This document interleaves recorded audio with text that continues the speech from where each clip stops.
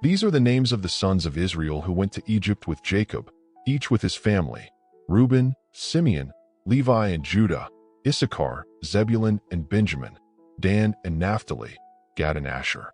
In total, the descendants of Jacob numbered 70, with Joseph already being in Egypt. After this generation died, including Joseph and all his brothers, the Israelites were exceedingly fruitful. They multiplied greatly, increased in numbers, and became so numerous that the land was filled with them. Then a new king rose to power over Egypt who did not know Joseph. He said to his people, "Look, the Israelites are far too numerous for us. We must deal shrewdly with them, or they will continue to multiply. In the event of war, they may join our enemies, fight against us, and escape from the land." So the Egyptians put slave masters over them to oppress them with forced labor, and they built the store cities of Pithom and Ramesses for Pharaoh. But the more the Israelites were oppressed, the more they multiplied and spread. The Egyptians came to dread the Israelites and worked them ruthlessly. They made their lives bitter with hard labor in mortar and brick and all kinds of work in the fields, putting them to work ruthlessly.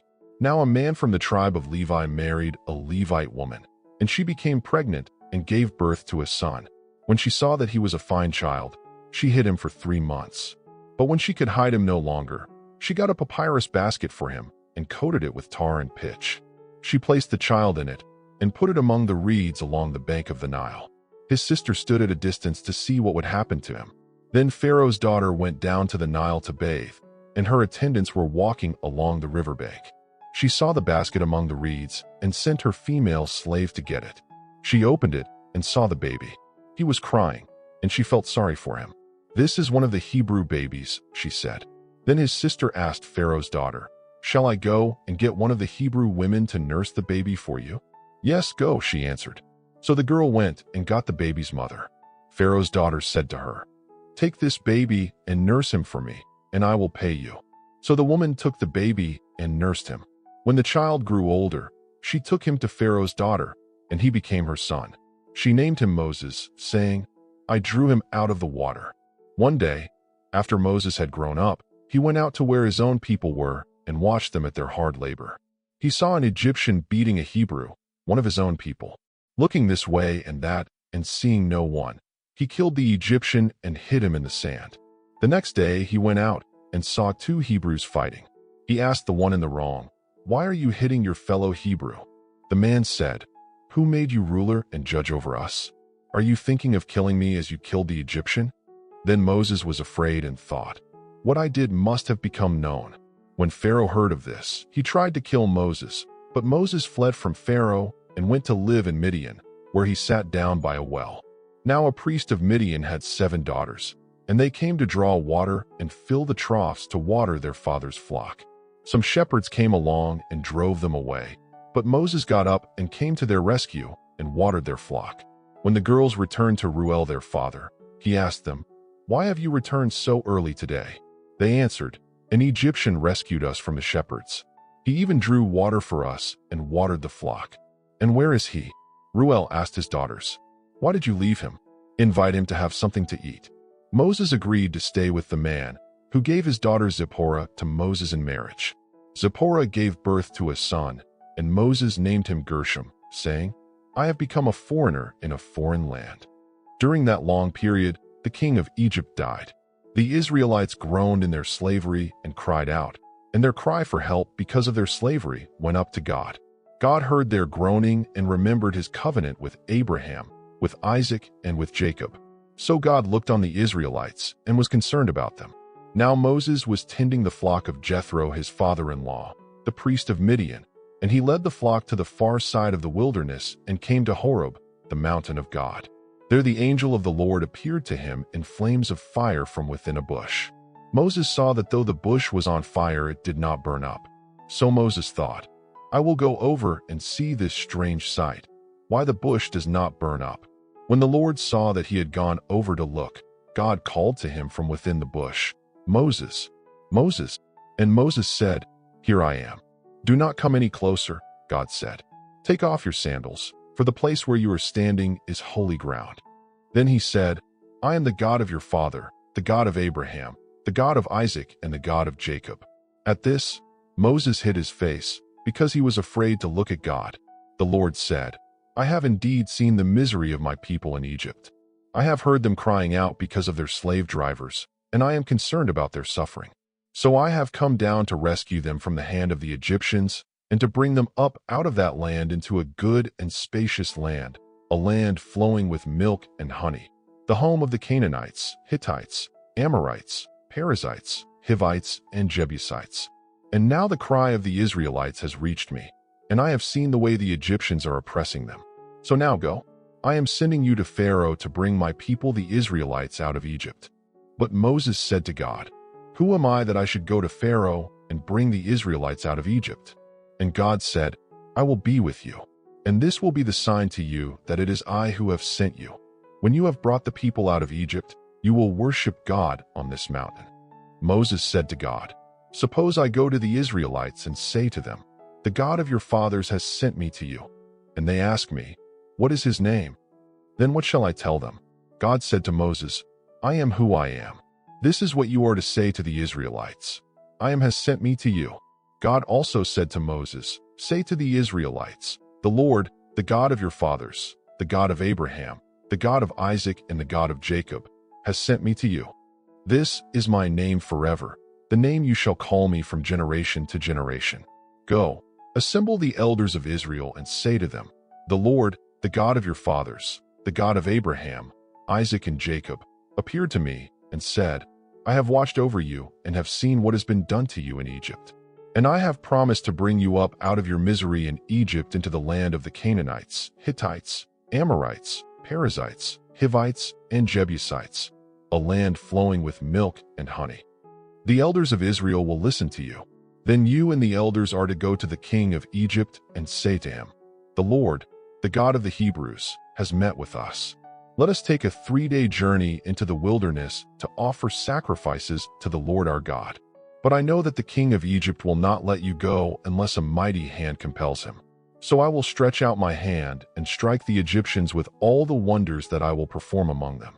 After that, he will let you go. And I will make the Egyptians favorably disposed toward this people, so that when you leave you will not go empty-handed. Every woman is to ask her neighbor and any woman living in her house for articles of silver and gold and for clothing, which you will put on your sons and daughters. And so you will plunder the Egyptians. Moses answered, What if they do not believe me or listen to me and say, The Lord did not appear to you? Then the Lord said to him, What is that in your hand? A staff, he replied. The Lord said, Throw it on the ground. Moses threw it on the ground, and it became a snake, and he ran from it. Then the Lord said to him, Reach out your hand and take it by the tail. So Moses reached out and took hold of the snake, and it turned back into a staff in his hand. This, said the Lord, is so that they may believe that the Lord, the God of their fathers, the God of Abraham, the God of Isaac, and the God of Jacob, has appeared to you. Then the Lord said, Put your hand inside your cloak. So Moses put his hand into his cloak, and when he took it out, the skin was leprous. It had become as white as snow. Now put it back into your cloak, he said. So Moses put his hand back into his cloak, and when he took it out, it was restored, like the rest of his flesh. Then the Lord said, If they do not believe you or pay attention to the first sign, they may believe the second. But if they do not believe these 2 signs or listen to you, take some water from the Nile and pour it on the dry ground. The water you take from the river will become blood on the ground. Moses said to the Lord, Pardon your servant, Lord. I have never been eloquent, neither in the past nor since you have spoken to your servant. I am slow of speech and tongue. The Lord said to him, Who gave human beings their mouths? Who makes them deaf or mute? Who gives them sight or makes them blind? Is it not I, the Lord? Now go. I will help you speak and will teach you what to say. But Moses said, Pardon your servant, Lord. Please send someone else. Then the Lord's anger burned against Moses, and he said, What about your brother, Aaron the Levite? I know he can speak well. He is already on his way to meet you, and he will be glad to see you. You shall speak to him and put words in his mouth. I will help both of you speak and will teach you what to do. He will speak to the people for you, and it will be as if he were your mouth and as if you were God to him. But take this staff in your hand so you can perform the signs with it. Then Moses went back to Jethro his father-in-law and said to him, Let me return to my own people in Egypt to see if any of them are still alive." Jethro said, "Go, and I wish you well." Now the Lord had said to Moses and Midian, "Go back to Egypt, for all those who wanted to kill you are dead." So Moses took his wife and sons, put them on a donkey, and started back to Egypt. And he took the staff of God in his hand. The Lord said to Moses, "When you return to Egypt, see that you perform before Pharaoh all the wonders I have given you the power to do. But I will harden his heart so that he will not let the people go. Then say to Pharaoh, 'This is what the Lord says. Israel is my firstborn son, and I told you, let my son go, so he may worship me. But you refuse to let him go, so I will kill your firstborn son.'" At a lodging place on the way, the Lord met Moses and was about to kill him. But Zipporah took a flint knife, cut off her son's foreskin, and touched Moses' feet with it. "Surely you are a bridegroom of blood to me," she said. So the Lord let him alone. At that time she said, "bridegroom of blood," referring to circumcision. The Lord said to Aaron, "Go into the wilderness to meet Moses." So he met Moses at the mountain of God and kissed him. Then Moses told Aaron everything the Lord had sent him to say, and also about all the signs he had commanded him to perform. Moses and Aaron brought together all the elders of the Israelites, and Aaron told them everything the Lord had said to Moses. He also performed the signs before the people, and they believed. And when they heard that the Lord was concerned about them and had seen their misery, they bowed down and worshipped. Afterward Moses and Aaron went to Pharaoh and said, "This is what the Lord, the God of Israel, says. Let my people go, so that they may hold a festival to me in the wilderness." Pharaoh said, "Who is the Lord, that I should obey him and let Israel go? I do not know the Lord, and I will not let Israel go." Then they said, "The God of the Hebrews has met with us. Now let us take a 3-day journey into the wilderness to offer sacrifices to the Lord our God, or he may strike us with plagues or with the sword." But the king of Egypt said, "Moses and Aaron, why are you taking the people away from their labor? Get back to your work." Then Pharaoh said, "Look, the people of the land are now numerous, and you are stopping them from working." That same day Pharaoh gave this order to the slave drivers and overseers in charge of the people: "You are no longer to supply the people with straw for making bricks. Let them go and gather their own straw. But require them to make the same number of bricks as before. Don't reduce the quota. They are lazy. That is why they are crying out, 'Let us go and sacrifice to our God.' Make the work harder for the people so that they keep working and pay no attention to lies." Then the slave drivers and the overseers went out and said to the people, "This is what Pharaoh says. I will not give you any more straw. Go and get your own straw wherever you can find it, but your work will not be reduced at all." So the people scattered all over Egypt to gather stubble to use for straw. The slave drivers kept pressing them, saying, "Complete the work required of you for each day, just as when you had straw." And Pharaoh's slave drivers beat the Israelite overseers they had appointed, demanding, "Why haven't you met your quota of bricks yesterday or today, as before?" Then the Israelite overseers went and appealed to Pharaoh. "Why have you treated your servants this way? Your servants are given no straw, yet we are told, 'Make bricks.' Your servants are being beaten, but the fault is with your own people." Pharaoh said, "Lazy, that's what you are, lazy. That is why you keep saying, 'Let us go and sacrifice to the Lord.' Now get to work. You will not be given any straw, yet you must produce your full quota of bricks." The Israelite overseers realized they were in trouble when they were told, "You are not to reduce the number of bricks required of you for each day." When they left Pharaoh, they found Moses and Aaron waiting to meet them, and they said, "May the Lord look on you and judge you. You have made us obnoxious to Pharaoh and his officials, and have put a sword in their hand to kill us." Moses returned to the Lord and said, "Why, Lord, why have you brought trouble on this people? Is this why you sent me?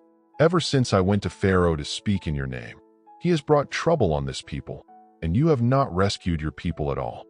Then the Lord said to Moses, "Now you will see what I will do to Pharaoh. Because of my mighty hand he will let them go. Because of my mighty hand he will drive them out of his country." God also said to Moses, "I am the Lord.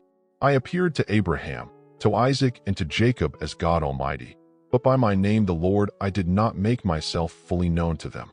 I also established my covenant with them to give them the land of Canaan, where they resided as foreigners. I have heard the groaning of the Israelites, whom the Egyptians are enslaving, and I have remembered my covenant. Therefore, say to the Israelites, I am the Lord. I will free you from being enslaved by the Egyptians and bring you up out of that land into a good and spacious land, a land flowing with milk and honey, the home of the Canaanites, Hittites, Amorites, Perizzites, Hivites, and Jebusites. I will take you as my own people, and I will be your God. Then you will know that I am the Lord your God, who brought you out from under the yoke of the Egyptians. I will bring you to the land I swore with uplifted hand to give to Abraham, to Isaac, and to Jacob. I will give it to you as a possession. I am the Lord. Moses reported this to the Israelites, but they did not listen to him because of their discouragement and harsh labor. Then the Lord said to Moses, Now you will see what I will do to Pharaoh.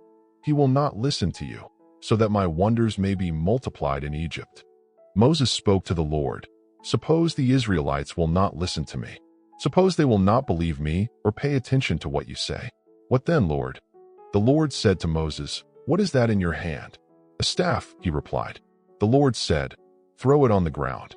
Moses threw it on the ground, and it became a snake, and he ran from it. Then the Lord said to Moses, Reach out your hand and take it by the tail.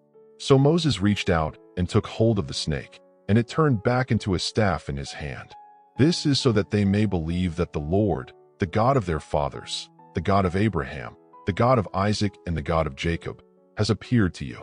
The Lord also said to Moses, Put your hand inside your cloak.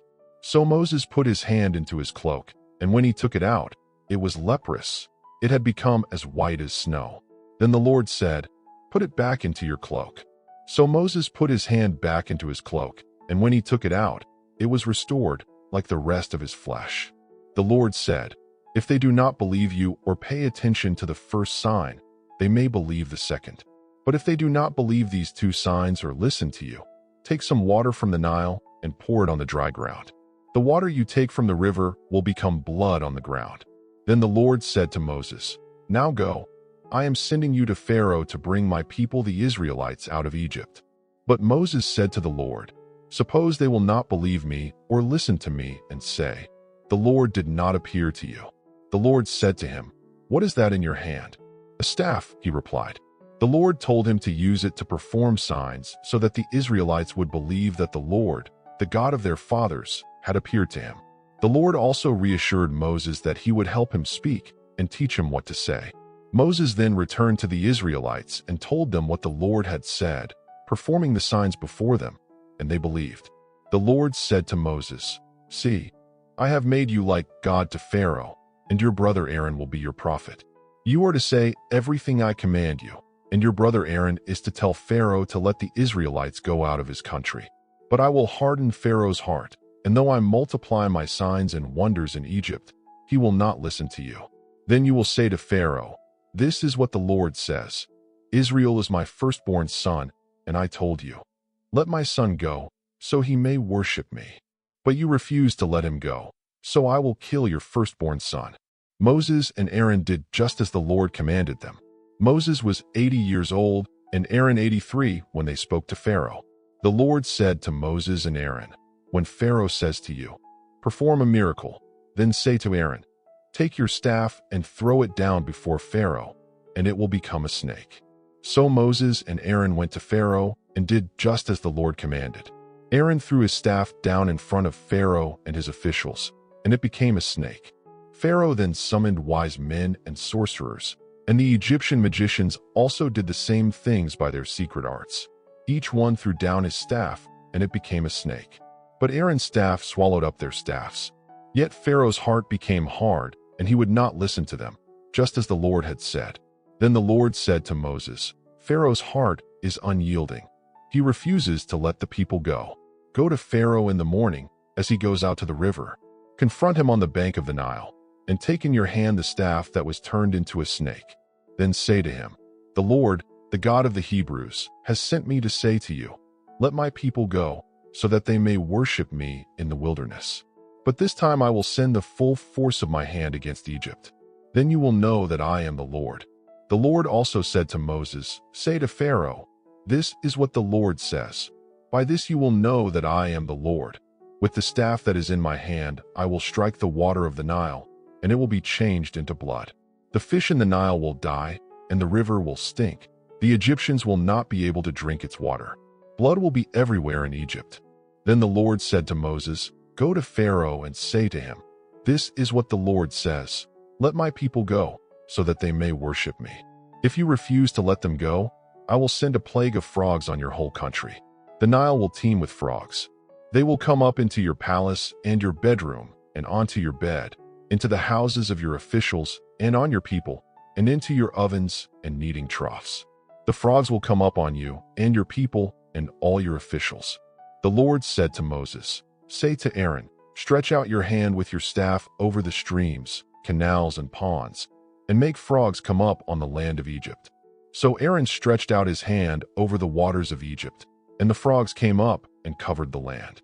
The magicians did the same things by their secret arts, and Pharaoh's heart became hard. He would not listen to Moses and Aaron, just as the Lord had said. Then Pharaoh summoned Moses and Aaron and said, Pray to the Lord to take the frogs away from me and my people, and I will let your people go to offer sacrifices to the Lord. Moses said to Pharaoh, Give an order for your people and your officials to prepare their flocks and herds for sacrifice to the Lord, and then he will remove the frogs from you, your houses, your officials, and your people. The frogs will remain only in the Nile. Then Moses and Aaron went out from Pharaoh, and Moses cried out to the Lord concerning the frogs he had brought on Pharaoh. And the Lord did what Moses asked. The frogs died in the houses, in the courtyards, and in the fields. They were piled into heaps, and the land reeked of them. But when Pharaoh saw that there was relief, he hardened his heart and would not listen to Moses and Aaron, just as the Lord had said. Then the Lord said to Moses, Say to Aaron, Stretch out your staff and strike the dust of the ground, and throughout the land of Egypt the dust will become gnats. They did this, and when Aaron stretched out his hand with the staff and struck the dust of the ground, gnats came on people and animals. All the dust throughout the land of Egypt became gnats. But when the magicians tried to produce gnats by their secret arts, they could not. Since the gnats were on people and animals everywhere, the magicians said to Pharaoh, This is the finger of God. But Pharaoh's heart was hard, and he would not listen, just as the Lord had said. Then the Lord said to Moses, Rise early in the morning, confront Pharaoh and say to him, This is what the Lord, the God of the Hebrews, says. Let my people go, so that they may worship me. If you refuse to let them go, I will send swarms of flies on you and your officials, on your people, and into your houses. The houses of the Egyptians will be full of flies. Even the ground will be covered with them. On that day, I will set apart the land of Goshen, where my people live, so that no swarms of flies will be there. Only on you and your officials and people will they appear. Then you will know that I am the Lord in the midst of the land. I will put a division between my people and your people. This sign will occur tomorrow. Then the Lord said to Moses, Go to Pharaoh and say to him, This is what the Lord, the God of the Hebrews, says. Let my people go, so that they may worship me. If you refuse to let them go and continue to hold them back, the hand of the Lord will bring a terrible plague on your livestock in the field, on your horses, donkeys, camels, cattle, sheep, and goats. The Lord set a time and said, Tomorrow the Lord will do this in the land. And the next day the Lord did it. All the livestock of the Egyptians died, but not one animal belonging to the Israelites died. Pharaoh investigated and found that not even one of the animals of Israel had died. Yet his heart was unyielding, and he did not let the people go. Then the Lord said to Moses and Aaron, Take handfuls of soot from a furnace and have Moses toss it into the air in the presence of Pharaoh.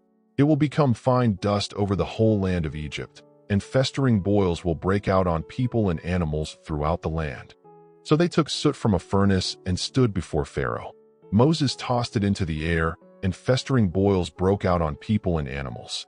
The magicians could not stand before Moses because of the boils that were on them and on all the Egyptians. But the Lord hardened Pharaoh's heart, and he would not listen to Moses and Aaron, just as the Lord had said to Moses. Then the Lord said to Moses, Rise early in the morning, confront Pharaoh and say to him, This is what the Lord, the God of the Hebrews, says. Let my people go, so that they may worship me. Or this time I will send the full force of my plagues against you and against your officials and your people, and you will know that there is no one like me in all the earth. For by now I could have stretched out my hand and struck you and your people with a plague that would have wiped you off the earth. But I have raised you up for this very purpose, that I might show you my power, and that my name might be proclaimed in all the earth. You still set yourself against my people and will not let them go. Therefore, I will bring the worst hailstorm that has ever fallen on Egypt, from the day it was founded till now. Give an order now to bring your livestock and everything you have in the fields into shelter, because the hail will fall on every person and animal that has not been brought in, and they will die. Those officials of Pharaoh who feared the word of the Lord hurried to bring their slaves and livestock inside. But those who ignored the word of the Lord left their slaves and livestock in the field.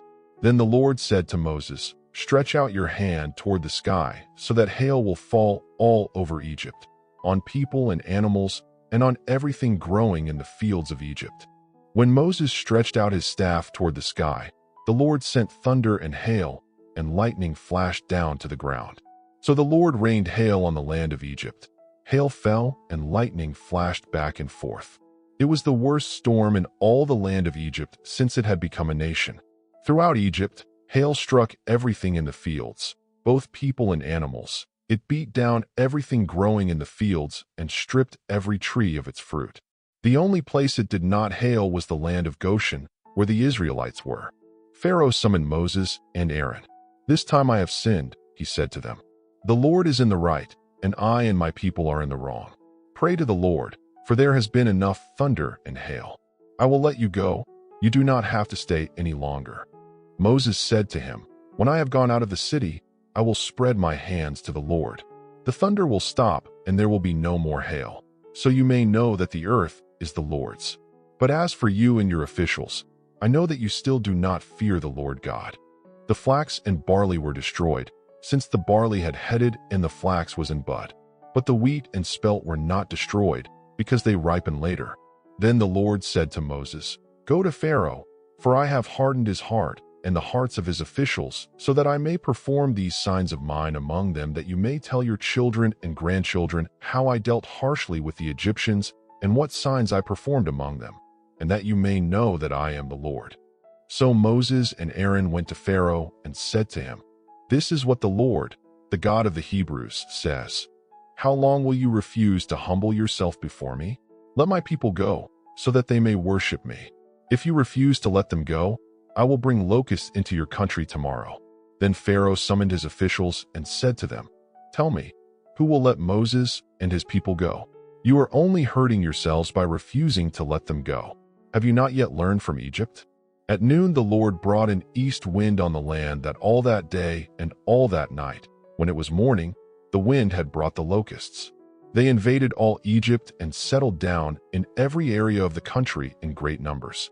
Never before had there been such a plague of locusts, nor will there ever be again. They covered the ground so that it was black. They devoured all that was left after the hail, everything growing in the fields and the fruit on the trees. Nothing green remained on tree or plant in all the land of Egypt. Then Pharaoh quickly summoned Moses and Aaron and said, "I have sinned against the Lord your God and against you. Pray to the Lord to take this death away from me." So Moses went out of Pharaoh and prayed to the Lord. And the Lord changed the wind to a very strong west wind, which caught up the locusts and drove them into the Red Sea. Not a locust was left anywhere in Egypt. But the Lord hardened Pharaoh's heart, and he would not let the Israelites go. Then Pharaoh quickly summoned Moses and Aaron and said, "I have sinned against the Lord your God and against you. Pray to the Lord to take this death away from me." So Moses went out of Pharaoh and prayed to the Lord. And the Lord changed the wind to a very strong west wind, which caught up the locusts and drove them into the Red Sea. Not a locust was left anywhere in Egypt. But the Lord hardened Pharaoh's heart, and he would not let the Israelites go. Then the Lord said to Moses, "Stretch out your hand toward the sky, so that darkness spreads over Egypt, darkness that can be felt." So Moses stretched out his hand toward the sky, and total darkness covered all Egypt for 3 days. No one could see anyone else or move about for 3 days. Yet all the Israelites had light in the places where they lived. Then Pharaoh summoned Moses and said, "Go, worship the Lord. Only let your flocks and herds be kept behind. Let your children also go with you." But Moses said, "You must allow us to have sacrifices and burnt offerings to present to the Lord our God. Our livestock too must go with us. Not a hoof is to be left behind. We have to use some of them in worshiping the Lord our God. And until we get there, we do not know what we are to use to worship the Lord." But the Lord hardened Pharaoh's heart, and he would not let them go. The Lord said to Moses, "I will bring one more plague on Pharaoh and on Egypt. After that, he will let you go from here. When he does, he will drive you out completely. Tell the people that each man is to ask his neighbor and each woman her neighbor for articles of silver and gold." The Lord gave the people favor in the eyes of the Egyptians. Moreover, the Lord made the Egyptians favorably disposed toward the people, and they gave them what they asked for. So they plundered the Egyptians. Moses said, "This is what the Lord says. About midnight I will go throughout Egypt. Every firstborn son in Egypt will die, from the firstborn son of Pharaoh, who sits on the throne, to the firstborn son of the female slave, who is at her handmill, and all the firstborn of the cattle as well. There will be loud wailing throughout Egypt, worse than there has ever been or ever will be again. But among the Israelites not a dog will bark at any person or animal." Then Moses left Pharaoh and went out from his presence. The Lord said to Moses and Aaron in Egypt, "This month is to be for you the first month of your year. Tell the whole community of Israel that on the 10th day of this month each man is to take a lamb for his family, one for each household. If any household is too small for a whole lamb, they must share one with their nearest neighbor, having taken into account the number of people there are. You are to determine the amount of lamb needed in accordance with what each person will eat. The animals you choose must be year-old males without defect, and you may take them from the sheep or the goats. Take care of them until the 14th day of the month, when all the members of the community of Israel must slaughter them at twilight. Then they are to take some of the blood and put it on the sides and tops of the door frames of the houses where they eat the lambs. That same night they are to eat the meat roasted over the fire, along with bitter herbs, and bread made without yeast. Do not eat the meat raw or boiled in water, but roast it over a fire, with the head, legs, and internal organs. Do not leave any of it till morning. If some is left till morning, you must burn it. Eat it in haste. It is the Lord's Passover. On that same night I will pass through Egypt and strike down every firstborn of both people and animals, and I will bring judgment on all the gods of Egypt. I am the Lord. The blood will be a sign for you on the houses where you are, and when I see the blood, I will pass over you. No destructive plague will touch you when I strike Egypt. This is a day you are to commemorate. For the generations to come you shall celebrate it as a festival to the Lord, a lasting ordinance. For 7 days you are to eat bread made without yeast. On the first day remove the yeast from your houses, for whoever eats anything with yeast in it from the first day through the 7th must be cut off from Israel. On the first day hold a sacred assembly, and another one on the 7th day. Do no work at all on these days, except to prepare food for everyone to eat. That is all you may do. Celebrate the festival of unleavened bread, because it was on this very day that I brought your divisions out of Egypt. Celebrate this day as a lasting ordinance for the generations to come. For 7 days eat bread made without yeast. On the first day remove the yeast from your houses, for whoever eats anything with yeast must be cut off from the community of Israel, whether foreigner or native. Eat nothing made with yeast. Your first requirement is the lamb. The animals you choose must be without defect, a year old. Take care of them until the 14th day of the month, when the whole community of Israel must slaughter them at twilight. Then they are to take some of the blood and put it on the sides and tops of the door frames of the houses where they eat the lambs. They are to eat the meat that night, roasted over the fire, along with bitter herbs and bread made without yeast. Do not eat it raw or boiled in water, but roast it over a fire, with the head, legs, and internal organs. Do not leave any of it till morning. If some is left till morning, burn it. In this way you are to eat it, with your cloak tucked into your belt, your sandals on your feet, and your staff in your hand. Eat it in haste. It is the Lord's Passover. The Lord said to Moses, "Consecrate to me every firstborn male. The first offspring of every womb among the Israelites belongs to me, whether human or animal. Moses said to the people, "Commemorate this day, the day you came out of Egypt, out of the land of slavery, because the Lord brought you out of it with a mighty hand. Eat nothing containing yeast. Today, in the month of Aviv, you are leaving. When the Lord brings you into the land of the Canaanites, Hittites, Amorites, Hivites, and Jebusites, the land he swore to your ancestors to give you, a land flowing with milk and honey. You are to observe this ceremony in this month. For 7 days eat bread made without yeast, and on the 7th day hold a festival to the Lord. Eat unleavened bread during those 7 days. Nothing with yeast is to be seen among you, nor shall any yeast be seen anywhere within your borders. Redeem with a lamb every firstborn of a donkey.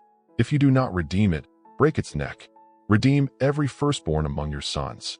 No one is to appear before me empty-handed.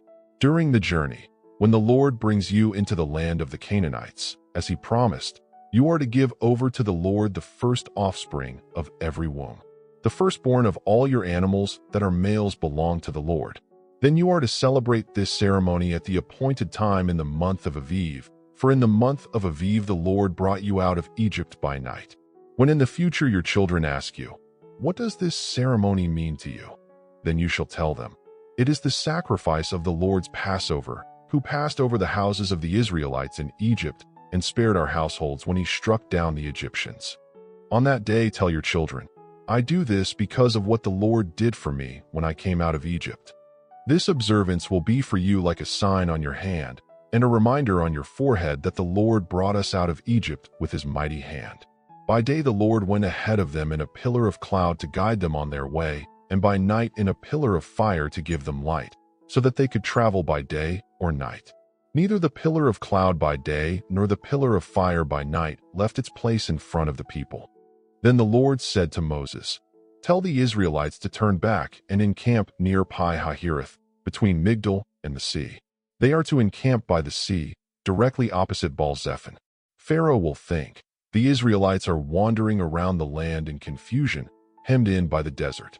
And I will harden Pharaoh's heart, and he will pursue them. But I will gain glory for myself through Pharaoh and all his army, and the Egyptians will know that I am the Lord." The Israelites did as the Lord commanded and encamped near the sea, opposite Baal-zephon. Pharaoh had his chariot made ready and took his army with him. He took 600 of the best chariots, along with all the other chariots of Egypt, with officers over all of them. The Lord hardened the heart of Pharaoh, king of Egypt, so that he pursued the Israelites, who were marching out boldly. The Egyptians, all Pharaoh's horses and chariots, horsemen and troops, pursued the Israelites and overtook them as they camped by the sea near Pi-Hahiroth, opposite Baal-zephon. As Pharaoh approached, the Israelites looked up, and there were the Egyptians marching after them. They were terrified and cried out to the Lord. They said to Moses, "Was it because there were no graves in Egypt that you brought us to the desert to die? What have you done to us by bringing us out of Egypt? Is this not the very thing we told you in Egypt? Leave us alone. Let us serve the Egyptians? It would have been better for us to serve the Egyptians than to die in the desert." Moses answered the people, "Do not be afraid. Stand firm, and you will see the deliverance the Lord will bring you today. The Egyptians you see today you will never see again. The Lord will fight for you. You need only to be still." Then the Lord said to Moses, "Why are you crying out to me? Tell the Israelites to move on. Raise your staff and stretch out your hand over the sea to divide the water so that the Israelites can go through the sea on dry ground. I will harden the hearts of the Egyptians so that they will go in after them. And I will gain glory through Pharaoh and all his army, through his chariots and his horsemen. The Egyptians will know that I am the Lord when I gain glory through Pharaoh, his chariots, and his horsemen." Then Moses stretched out his hand over the sea, and all that night the Lord drove the sea back with a strong east wind and turned it into dry land.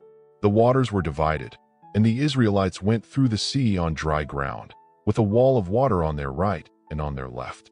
The Egyptians pursued them, and all Pharaoh's horses and chariots and horsemen followed them into the sea. During the last watch of the night, the Lord looked down from the pillar of fire and cloud at the Egyptian army and threw it into confusion. He jammed the wheels of their chariots so that they had difficulty driving.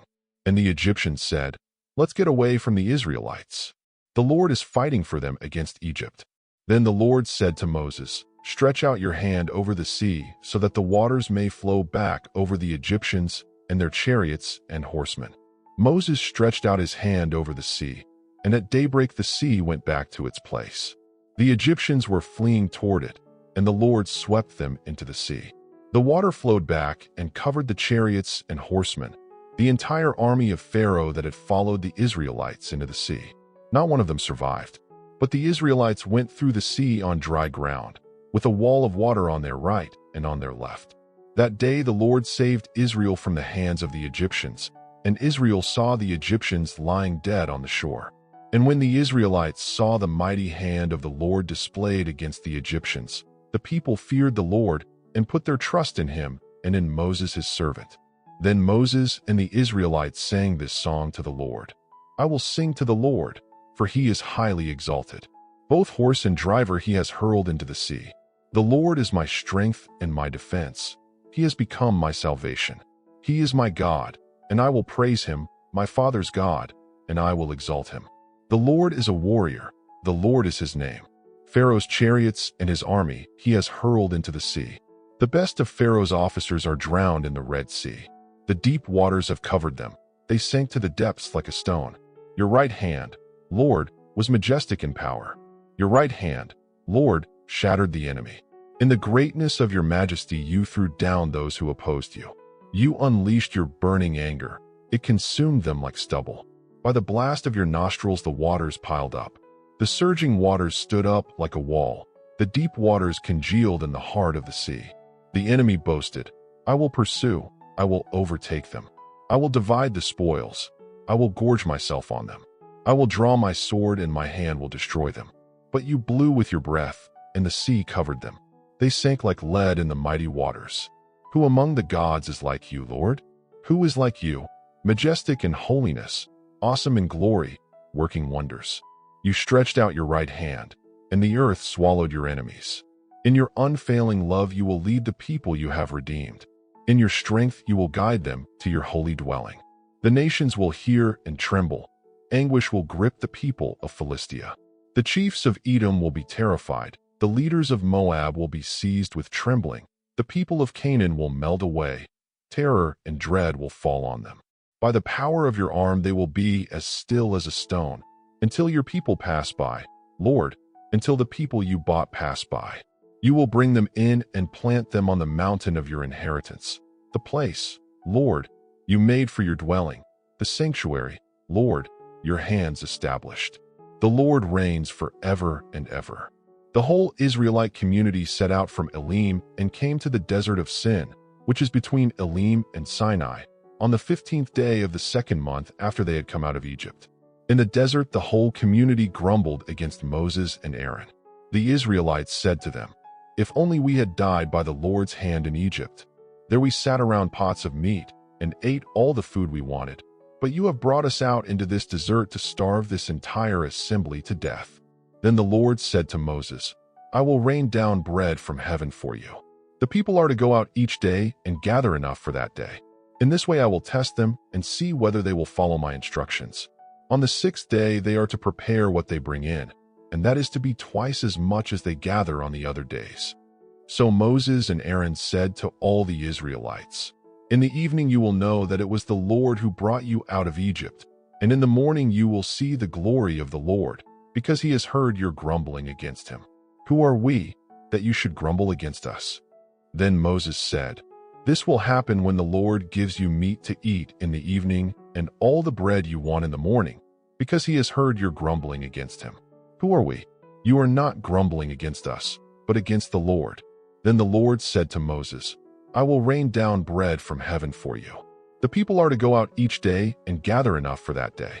In this way I will test them and see whether they will follow my instructions. On the 6th day they are to prepare what they bring in, and that is to be twice as much as they gather on the other days."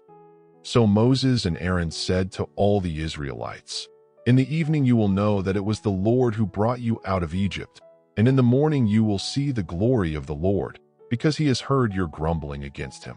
Who are we, that you should grumble against us?" Then Moses said, "This will happen when the Lord gives you meat to eat in the evening and all the bread you want in the morning, because he has heard your grumbling against him. Who are we? You are not grumbling against us, but against the Lord." Then the Lord said to Moses, "I have heard the grumbling of the Israelites. Tell them, at twilight you will eat meat, and in the morning you will be filled with bread. Then you will know that I am the Lord your God." That evening quail came and covered the camp, and in the morning there was a layer of dew around the camp. When the dew was gone, thin flakes like frost on the ground appeared on the desert floor. When the Israelites saw it, they said to each other, "What is it?" For they did not know what it was. Moses said to them, "It is the bread the Lord has given you to eat. This is what the Lord has commanded. Each one is to gather as much as they need. Take an omer for each person you have in your tent." The Israelites did as they were told. Some gathered much, some little. And when they measured it by the omer, the one who gathered much did not have too much, and the one who gathered little did not have too little. Everyone had gathered just as much as they needed. Then Moses said to them, "No one is to keep any of it until morning." However, some of them paid no attention to Moses. They kept part of it until morning, and it was full of maggots and began to smell. So Moses was angry with them. Each morning everyone gathered as much as they needed, and when the sun grew hot, it melted away. On the sixth day they gathered twice as much, 2 omers for each person, and the leaders of the community came and reported this to Moses. He said to them, "This is what the Lord commanded. Tomorrow is to be a day of Sabbath, a holy Sabbath to the Lord. So bake what you want to bake and boil what you want to boil. Save whatever is left and keep it until morning." So they saved it until morning, as Moses commanded, and it did not stink or get maggots in it. Moses said, "Eat it today, for today is a Sabbath to the Lord. You will not find any of it on the ground today. 6 days you are to gather it, but on the 7th day, the Sabbath, there will not be any." Nevertheless, some of the people went out on the 7th day to gather it, but they found none. Then the Lord said to Moses, "How long will you refuse to keep my commands and my instructions? Bear in mind that the Lord has given you the Sabbath. That is why on the 6th day he gives you bread for 2 days. Everyone is to stay where they are on the 7th day. No one is to go out." So the people rested on the 7th day. The whole Israelite community set out from the desert of Sin, traveling from place to place as the Lord commanded. They camped at Rephidim, but there was no water for the people to drink. So they quarreled with Moses and said, "Give us water to drink." Moses replied, "Why do you quarrel with me? Why do you put the Lord to the test?" But the people were thirsty for water there, and they grumbled against Moses. Then Moses cried out to the Lord, "What am I to do with these people? They are almost ready to stone me." The Lord answered Moses, "Go out in front of the people. Take with you some of the elders of Israel, and take in your hand the staff with which you struck the Nile, and go. I will stand there before you by the rock at Horeb. Strike the rock, and water will come out of it for the people to drink." So Moses did this in the sight of the elders of Israel. And he called the place Massah and Meribah because the Israelites quarreled and because they tested the Lord, saying, "Is the Lord among us or not?"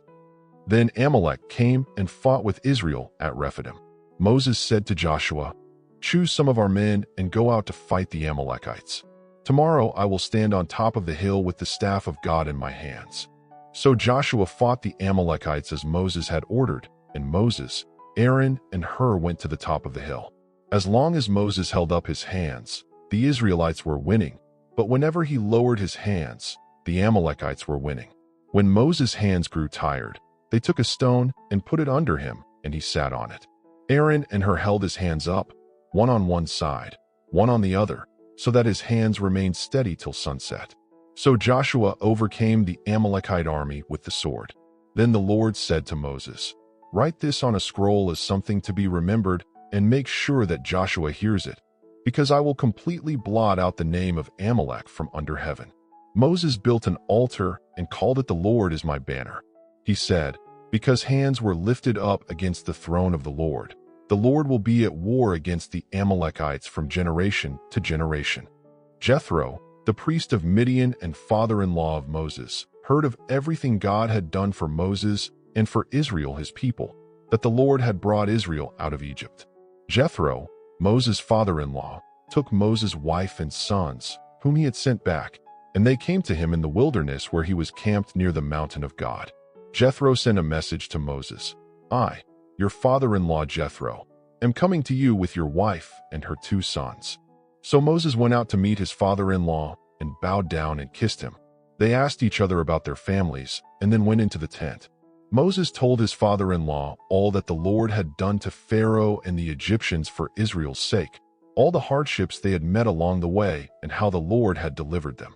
Jethro was delighted to hear about all the good things the Lord had done for Israel in rescuing them from the hand of the Egyptians.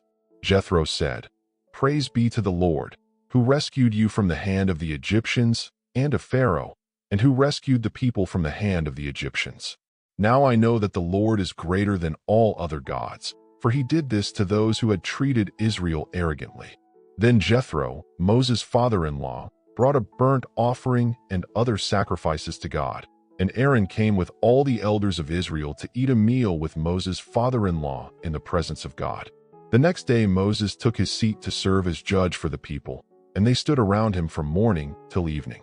When his father-in-law saw all that Moses was doing for the people, he said, "What you are doing is not good. You and these people who come to you will only wear yourselves out. The work is too heavy for you. You cannot handle it alone. Listen now to me, and I will give you some advice, and may God be with you. You must be the people's representative before God and bring their disputes to him. Teach them his decrees and instructions, and show them the way they are to live and how they are to behave. But select capable men from all the people, men who fear God, trustworthy men who hate dishonest gain, and appoint them as officials over thousands, hundreds, fifties, and tens. Have them serve as judges for the people at all times, but have them bring every difficult case to you. The simple cases they can decide themselves. That will make your load lighter, because they will share it with you. If you follow my advice and God so commands, you will be able to stand the strain, and all these people will go home satisfied." Moses listened to his father-in-law and did everything he said. He chose capable men from all Israel and made them leaders of the people, officials over thousands, hundreds, fifties, and tens. They served as judges for the people at all times. The difficult cases they brought to Moses, but the simple ones they decided themselves. Then Moses sent his father-in-law on his way, and Jethro returned to his own country.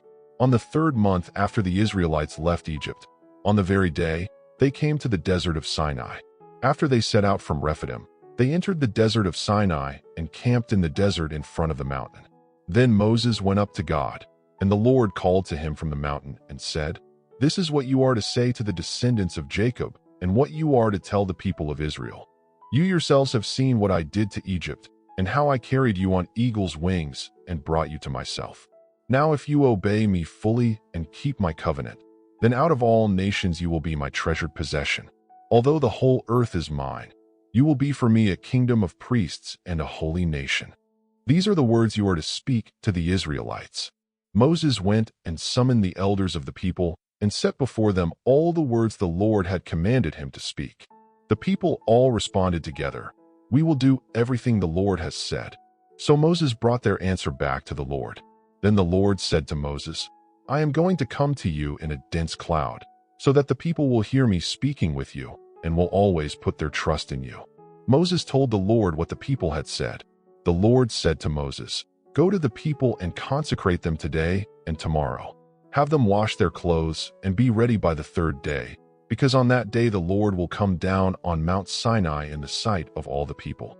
Put limits for the people around the mountain and tell them, 'Be careful that you do not go up the mountain or touch the foot of it. Whoever touches the mountain is to be put to death. No hand is to be laid on them. They are to be stoned or shot with an arrow. Not a hand is to be laid on them. They are to be killed. They are to be careful that they do not go up the mountain.'" Then Moses went down the mountain to the people and consecrated them, and they washed their clothes. He said to the people, "Prepare yourselves for the 3rd day. Abstain from sexual relations."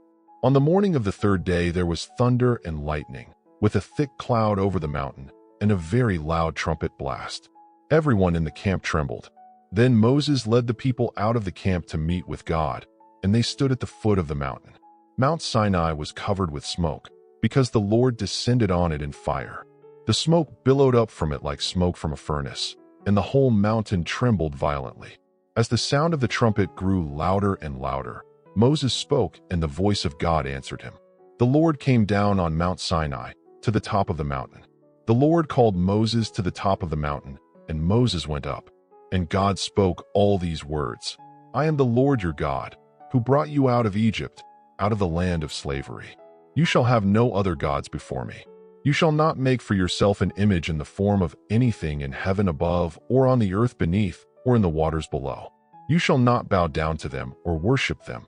For I, the Lord your God, am a jealous God, punishing the children for the sin of the parents to the third and fourth generation of those who hate me, but showing love to 1,000 generations of those who love me and keep my commandments.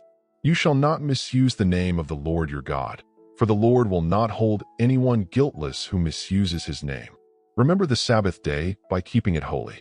6 days you shall labor and do all your work, but the seventh day is a Sabbath to the Lord your God. On it you shall not do any work, neither you, nor your son or daughter, nor your male or female servant, nor your animals, nor any foreigner residing in your towns. For in 6 days the Lord made the heavens and the earth, the sea, and all that is in them, but he rested on the seventh day. Therefore the Lord blessed the Sabbath day and made it holy. Honor your father and your mother, so that you may live long in the land the Lord your God is giving you. You shall not murder. You shall not commit adultery. You shall not steal. You shall not give false testimony against your neighbor. You shall not covet your neighbor's house. You shall not covet your neighbor's wife, or his male or female servant, his ox or donkey, or anything that belongs to your neighbor. When the people saw the thunder and lightning and heard the trumpet and saw the mountain in smoke, they trembled with fear and stayed at a distance. They said to Moses, Speak to us yourself, and we will listen. But do not have God speak to us, or we will die. Moses said to the people, Do not be afraid. God has come to test you, so that the fear of God will be with you to keep you from sinning. The people remained at a distance, while Moses approached the thick darkness where God was. These are the regulations you are to set before them. If you buy a Hebrew servant, he is to serve you for 6 years. But in the 7th year, he shall go free, without paying anything. If he came alone, he is to go free alone. If he has a wife when he comes, she is to go with him. If his master gives him a wife and she bears him sons or daughters, the woman and her children shall belong to her master, and only the man shall go free. But if the servant declares, I love my master and my wife and children and do not want to go free, then his master must take him before the judges. He shall take him to the door or the doorpost and pierce his ear with an awl. Then he will be his servant for life. Anyone who beats their male or female slave with a rod must be punished if the slave dies as a direct result. But they are not to be punished if the slave recovers after a day or 2, since the slave is their property. Anyone who kidnaps someone is to be put to death, whether the victim has been sold or is still in the kidnapper's possession. Anyone who murders someone is to be put to death. Anyone who hurts their father or mother is to be put to death. If men quarrel and one strikes the other with a stone or with his fist, and the man does not die but is confined to bed, the one who struck him shall not be held liable if the other gets up and walks around outside with a staff. If a man beats his male or female slave with a rod and the slave dies as a direct result, he must be punished. But if the slave recovers after a day or 2, he is not to be punished since the slave is his property. If men fight and hurt a pregnant woman so that she gives birth prematurely, but there is no serious injury, the offender must be fined whatever the woman's husband demands and the court allows. But if there is serious injury, you are to take life for life, eye for eye, tooth for tooth, hand for hand, foot for foot, burn for burn, wound for wound, bruise for bruise. If a man strikes his male or female slave and he dies at his hand, he shall be punished. If men quarrel and one strikes a man's slave and the slave dies, the one responsible must make restitution to the master, but the loss of the slave shall be compensated. If a bull gores a man or a woman to death, the bull is to be stoned, and its meat shall not be eaten. But the owner of the bull shall not be held responsible unless the bull had been known to gore in the past, and the owner had not kept it confined. If the bull kills a man's slave or a woman's slave, the owner shall pay compensation, but the rest of the bull's meat belongs to the owner. If a man steals an ox or a sheep and slaughters it or sells it, he must pay back 5 oxen for the ox and 4 sheep for the sheep. If a man gives a donkey, ox, sheep, or any other animal to his neighbor for safekeeping and it dies, or is injured, or is driven away while no one is watching, the one who was entrusted with it shall make restitution. But if it was an escaped animal that was brought back to its owner, no restitution shall be required. If a man gives his neighbor silver or goods for safekeeping, and they are stolen from the neighbor's house, the thief must pay back what was stolen. If the thief is not found, the owner of the house must appear before the judges to determine whether the house owner has laid hands on the other man. If anyone seduces a virgin who is not pledged to be married and sleeps with her, he must pay the bride price for her and marry her. If her father absolutely refuses to give her to him, he must still pay the bride price for virgins. If a man strikes his father or mother, he shall be put to death. If men fight and one man attacks his neighbor with an axe or a stone or any kind of weapon and kills him, the one who struck shall be put to death. If anyone kidnaps a person, whether that person has been sold or is still in the kidnapper's possession, the kidnapper must be put to death. Anyone who attacks their father or mother must be put to death. Anyone who steals an ox or a sheep and slaughters or sells, it must repay 5 oxen for the ox and 4 sheep for the sheep. If a man gives his neighbor silver or goods for safekeeping and they are stolen, he must make restitution. If a man seduces a virgin who is not betrothed, he must pay the bride price and marry her. If a man steals an ox or a sheep and slaughters or sells it, he must pay back 5 oxen for the ox and 4 sheep for the sheep. If a thief is caught breaking in at night and is struck a fatal blow, the defender is not guilty of bloodshed. Anyone who steals must certainly make restitution, but if they have nothing, they must be sold to pay for their theft. If a man seduces a virgin who is not pledged to be married and sleeps with her, he must pay the bride price for her and marry her. If her father refuses to give her to him, he still must pay the bride price for virgins. Do not mistreat or oppress a foreigner, for you were foreigners in Egypt. Do not take advantage of a widow or an orphan. If you do, and they cry out to me, I will certainly hear their cry. Do not hold back offerings from your granaries or your vats. You must give me the firstborn of your sons. Do the same with your cattle and your sheep. Do not move an ancient boundary stone set up by your ancestors. Do not mistreat the deaf or put a stumbling block in front of the blind, but fear your God. I am the Lord. Do not pervert justice. Do not show partiality to the poor or favoritism to the great, but judge your neighbor fairly. Do not go about spreading slander among your people. Do not do anything that endangers your neighbor's life. I am the Lord. Do not hate a fellow Israelite in your heart. Rebuke your neighbor frankly so you will not share in their guilt. Do not seek revenge or bear a grudge against anyone among your people, but love your neighbor as yourself. I am the Lord. You shall not eat any meat torn by wild animals. Throw it to the dogs. Anyone who sacrifices to any god other than the Lord must be destroyed. You shall not defraud or rob your neighbor. You shall not keep your wages overnight until morning. Do not curse the deaf or put a stumbling block in front of the blind, but fear your God. I am the Lord. Keep all my decrees and all my laws and follow them. I am the Lord. Do not spread false reports. Do not help a guilty person by being a malicious witness. Do not follow the crowd in doing wrong. When you are called to testify in a lawsuit, do not pervert justice by siding with the crowd. Show no partiality to a poor person in a lawsuit. Do not hold back the wages of a hired worker overnight. Pay them their wages each day before sunset, because they are poor and are counting on it. Otherwise, they may cry to the Lord against you, and you will be guilty of sin. Do not oppress foreigners. You yourselves know how it feels to be foreigners, because you were foreigners in Egypt. 3 times a year you are to celebrate a festival to me. Celebrate the festival of unleavened bread. For 7 days eat bread made without yeast, as I commanded you. Do this at the appointed time in the month of Aviv, for in that month you came out of Egypt. No one is to appear before me empty-handed. Celebrate the festival of harvest with the first fruits of the crops you sow in your field. Celebrate the festival of ingathering at the end of the year, when you gather in your crops from the field. 3 times a year all your men are to appear before the sovereign Lord, the God of Israel. Do not offer the blood of a sacrifice to me along with anything containing yeast, and do not let any of the sacrifice from the festival of Passover remain until morning. Bring the best of the first fruits of your soil to the house of the Lord your God. Do not cook a young goat in its mother's milk. I will send my fear ahead of you, and will throw into confusion all the people among whom you live. I will make all your enemies turn their backs to you. I will send hornets ahead of you, which will drive the Hivites, Canaanites, and Hittites out of your way. I will not drive them out in a single year, because the land would become desolate and the wild animals too numerous for you. Little by little I will drive them out before you, until you have increased enough to take possession of the land.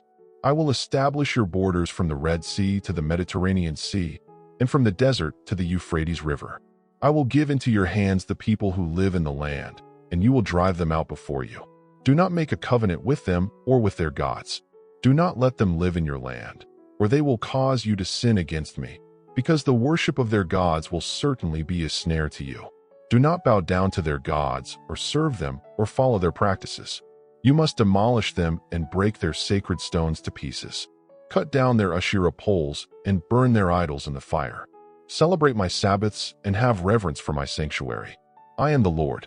Follow justice and justice alone, so that you may live and possess the land the Lord your God is giving you. Do not follow the crowd in doing wrong. When you are called to testify in a lawsuit, do not pervert justice by siding with the crowd. Show no partiality to a poor person in a lawsuit.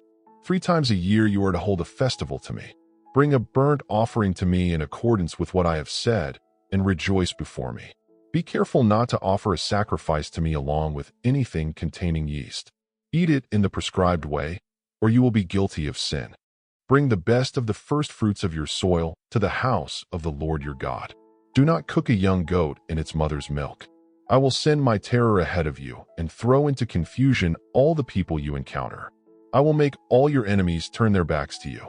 I will send hornets ahead of you to drive the Hivites, Canaanites, and Hittites out of your way. Do not bow down to their gods, or serve them, or follow their practices. You must demolish them and break their sacred stones to pieces. Cut down their Asherah poles and burn their idols in the fire. Do all that I have said to you. Do not turn aside from it to the right or to the left. Keep my decrees and instructions. I am the Lord. Then he said to Moses, Come up to the Lord, you and Aaron, Nadab and Abihu, and 70 of the elders of Israel. You are to worship at a distance, but Moses alone is to approach the Lord. The others must not come near. Moses came and told the people all the Lord's words and laws. The people all responded with one voice, We will do everything the Lord has said. Moses then wrote down everything the Lord had said. He got up early the next morning and built an altar at the foot of the mountain and set up 12 stone pillars representing the 12 tribes of Israel. Then he sent young Israelite men, and they offered burnt offerings and sacrificed young bulls as fellowship offerings to the Lord. Moses took half of the blood and put it in bowls, and the other half he sprinkled on the altar. Then he took the book of the covenant and read it to the people. They responded, We will do everything the Lord has said. We will obey. Moses then took the blood, sprinkled it on the people, and said, This is the blood of the covenant that the Lord has made with you in accordance with all these words. Moses and Aaron, Nadab and Abihu, and the 70 elders of Israel went up and saw the God of Israel. Under his feet was something like a pavement made of sapphire, clear as the sky itself. But God did not raise his hand against these leaders of the Israelites. They saw God, and they ate and drank. The Lord said to Moses, Come up to me on the mountain and stay here, and I will give you the tablets of stone, with the law and commandments I have written for their instruction. So Moses set out with Joshua his aide, and Moses went up on the mountain of God. He said to the elders, Wait here for us until we come back to you. Aaron and Hur are with you. Anyone involved in a dispute may go to them. Then Moses went up on the mountain, and the cloud covered it. The glory of the Lord settled on Mount Sinai, and the cloud covered it for 6 days. Then he called to Moses from within the cloud. To the Israelites the glory of the Lord looked like a consuming fire on top of the mountain. Moses entered the cloud as he went on up the mountain, and he stayed on the mountain 40 days and 40 nights. The Lord said to Moses, Tell the Israelites to bring me an offering. You are to receive the offering for me from everyone whose heart prompts them to give. These are the offerings you are to receive from them: gold, silver, and bronze, blue, purple, and scarlet yarn and fine linen, goat hair, ram skins dyed red, and another type of durable leather, acacia wood, olive oil for the light, spices for the anointing oil and for the fragrant incense, and onyx stones and other gems to be mounted on the ephod and breastpiece. Then have them make a sanctuary for me, and I will dwell among them. Make this tabernacle and all its furnishings exactly like the pattern I will show you. Make an ark of acacia wood, 2.5 cubits long, 1.5 cubits wide, and 1.5 cubits high. Overlay it with pure gold, both inside and out, and make a gold molding around it. Cast 4 gold rings for it, and fasten them to its 4 feet, with 2 rings on one side and 2 rings on the other. Then make poles of acacia wood and overlay them with gold. Insert the poles into the rings on the sides of the ark to carry it. Put in the ark the tablets of the covenant law, which I will give you. Make an atonement cover of pure gold, 2.5 cubits long and 1.5 cubits wide. And make 2 cherubim out of hammered gold at the ends of the cover. Make 1 cherub on one end and the second cherub on the other. Make the cherubim at the 2 ends of the cover, with wings spread upward, overshadowing the cover with them. The cherubim are to face each other, looking toward the cover. Place the cover on top of the ark and put in the ark the tablets of the covenant law that I will give you. There I will meet with you and give you all my commands for the Israelites. Make an altar of acacia wood for burning incense. Overlay it with pure gold, both the top and all its sides, and make a gold molding around it. Make 2 gold rings for the altar below the molding, on both sides, and make poles of acacia wood and overlay them with gold. Insert the poles into the rings on the sides of the altar to carry it. Make the table of acacia wood, 2 cubits long, 1 cubit wide, and 1.5 cubits high. Overlay it with pure gold and make a gold molding around it. Make a rim a handbreadth wide around it, and put a gold molding on the rim. Make 4 gold rings for the table and fasten them to the 4 legs, with the rings placed close to the rim to hold the poles used to carry it. Make the poles of acacia wood and overlay them with gold, and place the poles in the rings on the sides of the table to carry it. Make plates and dishes and pitchers and bowls of pure gold for the table. Make a lampstand of pure gold. Hammer out its base and shaft from a single piece of gold, and make its flower-like cups, buds, and blossoms. 6 branches are to extend from the sides of the lampstand, 3 on one side and 3 on the other. Make the cups shaped like almond flowers, with a knob and a blossom on each branch, 6 branches in all. The knobs and branches are to be of one piece with it, hammered out of pure gold. Then make 7 lamps for it, and set them up on it so that they light the space in front of it. Its tongs and trays are to be of pure gold. See that you make them according to the pattern shown to you on the mountain. Make an altar of acacia wood for burning offerings. It is to be square, 5 cubits long and 5 cubits wide and 3 cubits high.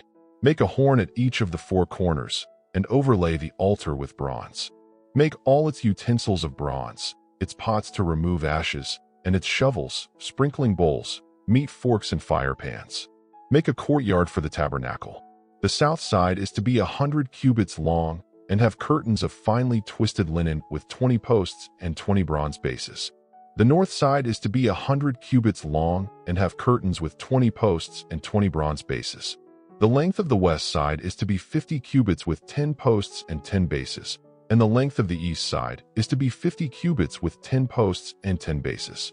The curtain for the entrance to the courtyard is to be 15 cubits wide and 5 cubits high, made of finely twisted linen, with blue, purple, and scarlet yarn, and with 50 bronze bases. Make the courtyard with the tabernacle and the altar, and hang up the curtain at the entrance. This is the way you are to set it up. The outside dimensions of the courtyard are to be 100 cubits long and 50 cubits wide, and the height of the curtains is 5 cubits, with posts and bases all around. Make the tabernacle with 10 curtains of finely twisted linen and blue, purple, and scarlet yarn, with cherubim woven into them by a skilled worker. All 10 curtains are to be the same size, 28 cubits long and 4 cubits wide. Join 5 of the curtains together, and then the other 5 curtains together, making 2 sets of curtains. Make loops of blue yarn along the edge of the end curtain in one set. Do the same with the edge of the end curtain in the other set. Then join the 2 sets together so that the tabernacle is a unit. Make 50 loops on the edge of the one curtain and 50 loops on the edge of the curtain in the other set. Tie them together with 50 gold clasps to hold the tabernacle together as one. Make curtains of goat hair for the tent over the tabernacle, 11 altogether. The 11 curtains are to be the same size, 30 cubits long and 4 cubits wide. Join 5 of the curtains together and then 6 of the curtains together. Make 50 loops along the edge of the end curtain in one set and 50 loops along the edge of the end curtain in the other set. Tie the tent together with 50 bronze clasps. Make the covering of ram skins dyed red and a covering of the other durable leather on top of that. Make upright frames of acacia wood for the tabernacle. 10 cubits is the length of each frame and a cubit and a half the width of each frame. Each frame has 2 pegs, and all the frames have the same structure. Make 20 frames for the south side of the tabernacle with 40 silver bases, 2 bases under each frame. For the north side, make 20 frames with 40 silver bases, 2 under each frame. For the west end of the tabernacle, make 6 frames with 6 silver bases.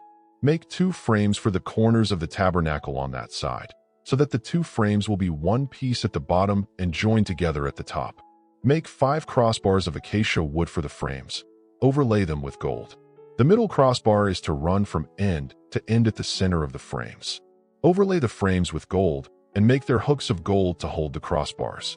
Make a curtain for the entrance to the tabernacle of finely twisted linen and blue, purple, and scarlet yarn, with cherubim woven into it by a skilled worker. Hang it from 4 posts of acacia wood overlaid with gold and their 4 bases of silver. Make the Ark of the Covenant of acacia wood, 2.5 cubits long, a cubit and a half wide, and a cubit and a half high. Overlay it with pure gold, both inside and out, and make a gold molding around it. Cast 4 gold rings for it, and fasten them to its 4 feet, with 2 rings on one side and 2 rings on the other. Make poles of acacia wood, overlay them with gold, and insert them into the rings to carry the ark. Make the atonement cover of pure gold, 2.5 cubits long and a cubit and a half wide. Make 2 cherubim out of hammered gold at the ends of the cover. Make 1 cherub on one end and the second cherub on the other. Make the cherubim at the 2 ends of the cover, with wings spread upward, overshadowing the cover with them.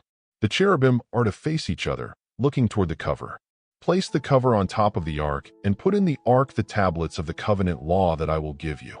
Make a table of acacia wood, 2 cubits long, a cubit wide, and a cubit and a half high. Overlay it with pure gold and make a gold molding around it. Make a rim a handbreadth wide around it and put a gold molding on the rim. Make 4 gold rings for the table and fasten them to the 4 legs, with the rings placed close to the rim to hold the poles used to carry it. Make the poles of acacia wood and overlay them with gold and place the poles in the rings on the sides of the table to carry it. Make plates and dishes and pitchers and bowls of pure gold for the table. Make a lampstand of pure gold. Hammer out its base and shaft from a single piece of gold and make its flower-like cups, buds, and blossoms. 6 branches are to extend from the sides of the lampstand, 3 on one side and 3 on the other. Make an altar of acacia wood, 5 cubits long and 5 cubits wide, and 3 cubits high. Make horns for it on the 4 corners, and overlay the altar with bronze. Make all its utensils of bronze, its pots to remove ashes, and its shovels, sprinkling bowls, meat forks, and fire pans. Put the altar in front of the entrance to the tent of meeting. Make a courtyard for the tabernacle. The south side is to be 100 cubits long and have curtains of finely twisted linen with 20 posts and 20 bronze bases. The north side is to be 100 cubits long and have curtains with 20 posts and 20 bronze bases. The length of the west side is to be 50 cubits with 10 posts and 10 bases, and the length of the east side is to be 50 cubits with 10 posts and 10 bases. Hang up the curtain at the entrance to the courtyard. Its posts are to be 5 cubits high, with 5 bases, and the curtain is to be made of finely twisted linen. All the posts around the courtyard are to have hooks and be fitted with bands to hold up the curtains. Their bases are to be bronze. Make a courtyard of 50 cubits on each side, and its height 5 cubits, with posts and bases all around. Make the altar for burnt offerings of acacia wood, 4 cubits long and 4 cubits wide. The altar is to be square, and its height 3 cubits. Make horns for it on the 4 corners. Overlay the altar with bronze and make all its utensils of bronze. Put the altar in the courtyard in front of the entrance to the tent of meeting. Make a bronze basin, with its bronze stand, for washing. Place it between the tent of meeting and the altar and put water in it. Aaron and his sons are to wash their hands and feet with water from it. Put it on a bronze base. For generations, the Israelites are to use it for washing. Set the lamps on the lampstand in the tent of meeting to light the space in front of the curtain that shields the ark of the covenant law. Aaron and his sons are to tend it from evening till morning before the Lord, a lasting covenant from the Israelites for generations. Take a ram for the atonement offering and an oil of olive, a quarter of a hin for a grain offering. Make a regular burnt offering to the Lord every morning. Do the same for the evening at twilight, and make a regular burnt offering of a lamb a year old, together with its morning and evening grain offerings, and a pleasing aroma to the Lord. This is the regular burnt offering at the sanctuary, to be made before the Lord continually from generation to generation. Do not offer the blood of a sacrifice to me along with anything containing yeast, and do not let any of the sacrifice from the festival of Passover remain until morning. The fat of my festival offerings must not remain until morning. Bring the best of the first fruits of your soil to the house of the Lord your God. Do not cook a young goat in its mother's milk. Have Aaron your brother brought to you from among the Israelites, along with his sons Nadab and Abihu, Eleazar and Ithamar, so they may serve me as priests. Make sacred garments for your brother Aaron to give him dignity and honor. Tell all the skilled workers to whom I have given wisdom in such matters that they are to make garments for Aaron, for his consecration, so he may serve me as priest. These are the garments they are to make: a breastpiece, an ephod, a robe, a woven tunic, a turban, and a sash. They are to make these sacred garments for your brother Aaron and his sons, so they may serve me as priests. Make the ephod of gold, and of blue, purple, and scarlet yarn, and of finely twisted linen, the work of skilled hands. It is to have 2 shoulder pieces attached to 2 of its corners, so it can be fastened. The skillfully woven waistband is to be like it, of 1 piece with the ephod and made with gold, and with blue, purple, and scarlet yarn, and with finely twisted linen. Take 2 onyx stones and engrave on them the names of the sons of Israel in the order of their birth, 6 names on 1 stone, and the remaining 6 on the other. Engrave the names of the sons of Israel on the 2 stones the way a gem cutter engraves a seal. Then mount the stones in gold filigree settings and fasten them on the shoulder pieces of the ephod as memorial stones for the sons of Israel. Aaron is to bear their names on his shoulders as a memorial before the Lord. Make gold filigree settings and 2 braided chains of pure gold, like a rope, and attach the chains to the settings. Fashion a breastpiece for making decisions, the work of skilled hands. Make it like the ephod, of gold, and of blue, purple, and scarlet yarn, and of finely twisted linen. It is to be square, a span long and a span wide, and folded double. Then mount 4 rows of precious stones on it. The first row shall be carnelian, chrysolite, and beryl. The second row shall be turquoise, lapis lazuli, and emerald. The third row shall be jacinth, agate, and amethyst. The fourth row shall be topaz, onyx, and jasper. Mount them in gold filigree settings. There are to be 12 stones, 1 for each of the names of the sons of Israel, each engraved like a seal with the name of one of the 12 tribes. For the breastpiece make braided chains of pure gold, like a rope. Make 2 gold rings for it, and fasten them to 2 corners of the breastpiece. Fasten the 2 gold chains to the rings at the corners of the breastpiece, and the other ends of the chains to the 2 settings, attaching them to the shoulder pieces of the ephod at the front. Make 2 more gold rings and attach them to the other 2 corners of the breastpiece on the inside edge next to the ephod. Make 2 more gold rings and attach them to the bottom of the shoulder pieces on the front of the ephod, close to the seam just above the waistband. The rings of the breastpiece are to be tied to the rings of the ephod with blue cord, connecting it to the waistband so that the breastpiece will not swing out from the ephod. Whenever Aaron enters the holy place, he will bear the names of the sons of Israel over his heart on the breastpiece of decision as a continuing memorial before the Lord.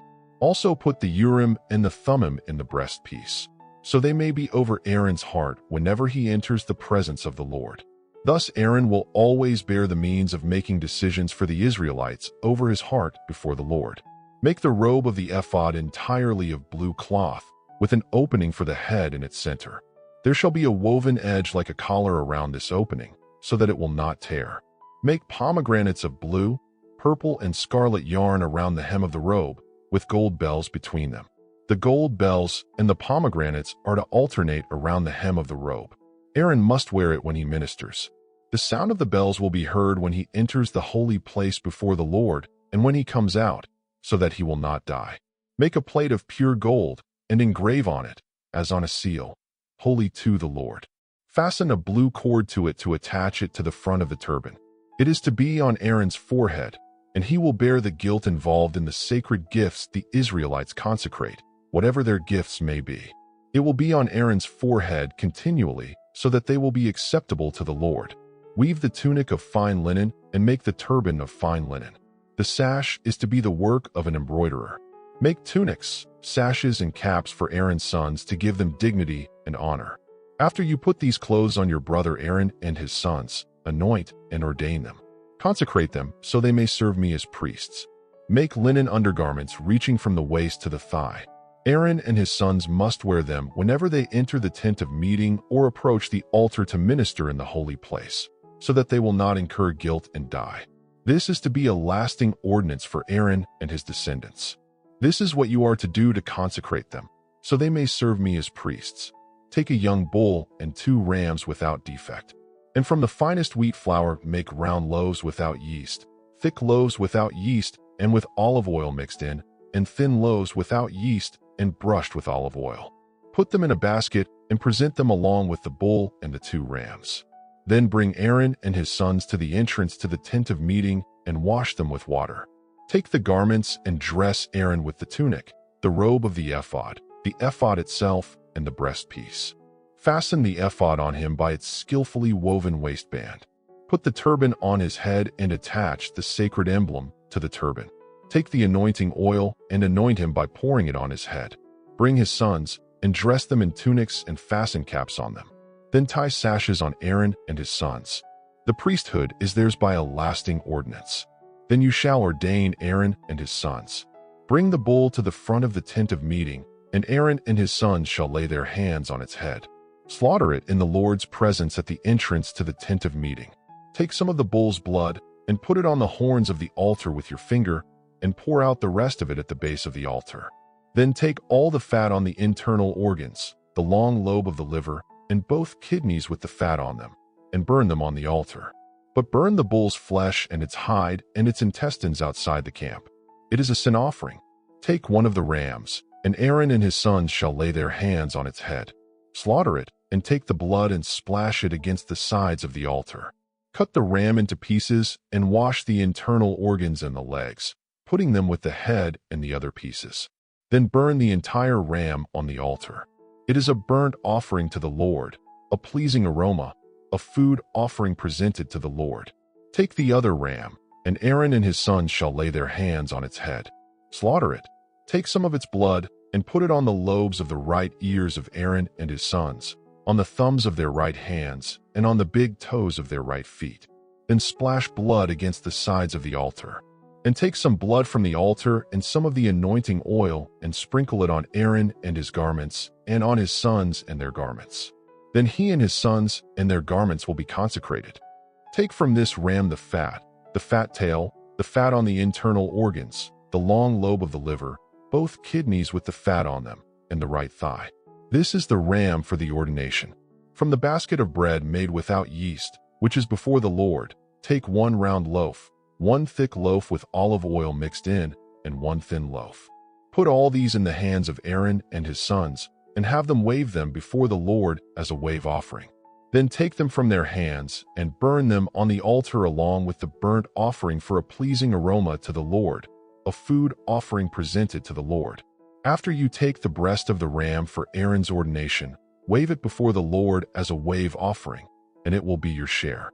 Consecrate those parts of the ordination ram that belong to Aaron and his sons, the breast that was waved and the thigh that was presented. This is always to be the perpetual share from the Israelites for Aaron and his sons. It is the contribution the Israelites are to make to the Lord from their fellowship offerings.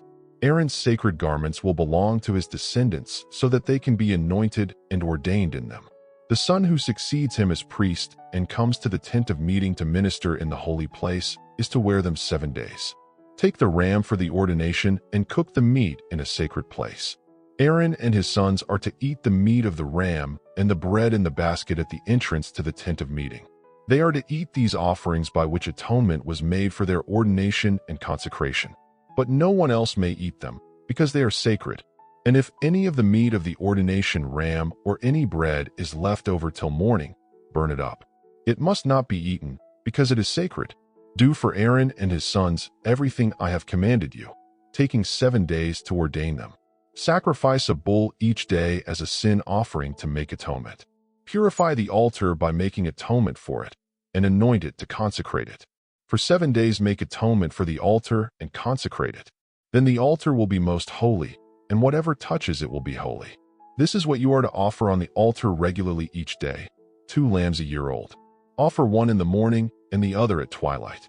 With the first lamb, offer 1/10 of an ephah of the finest flour mixed with 1/4 of a hin of oil from pressed olives, and 1/4 of a hin of wine as a drink offering.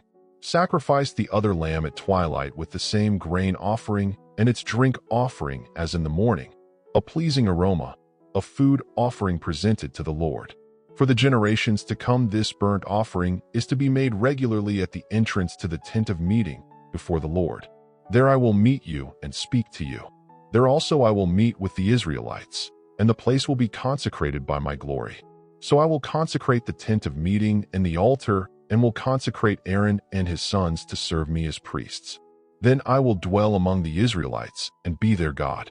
They will know that I am the Lord their God, who brought them out of Egypt so that I might dwell among them. I am the Lord their God. Make an altar of acacia wood for burning incense.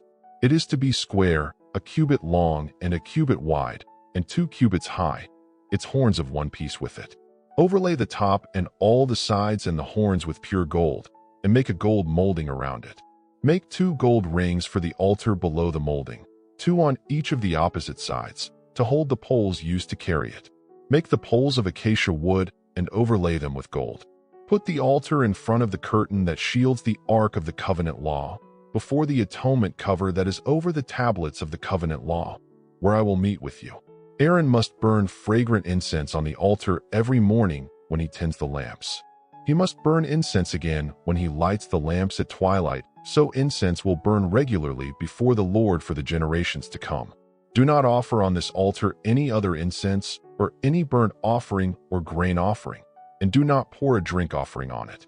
Once a year Aaron shall make atonement on its horns. This annual atonement must be made with the blood of the atoning sin offering for the generations to come. It is most holy to the Lord. Then the Lord said to Moses, when you take a census of the Israelites to count them, each one must pay the Lord a ransom for his life at the time he is counted. Then no plague will come on them when you number them. Each one who crosses over to those already counted is to give a half shekel, according to the sanctuary shekel, which weighs 20 gerahs. This half shekel is an offering to the Lord.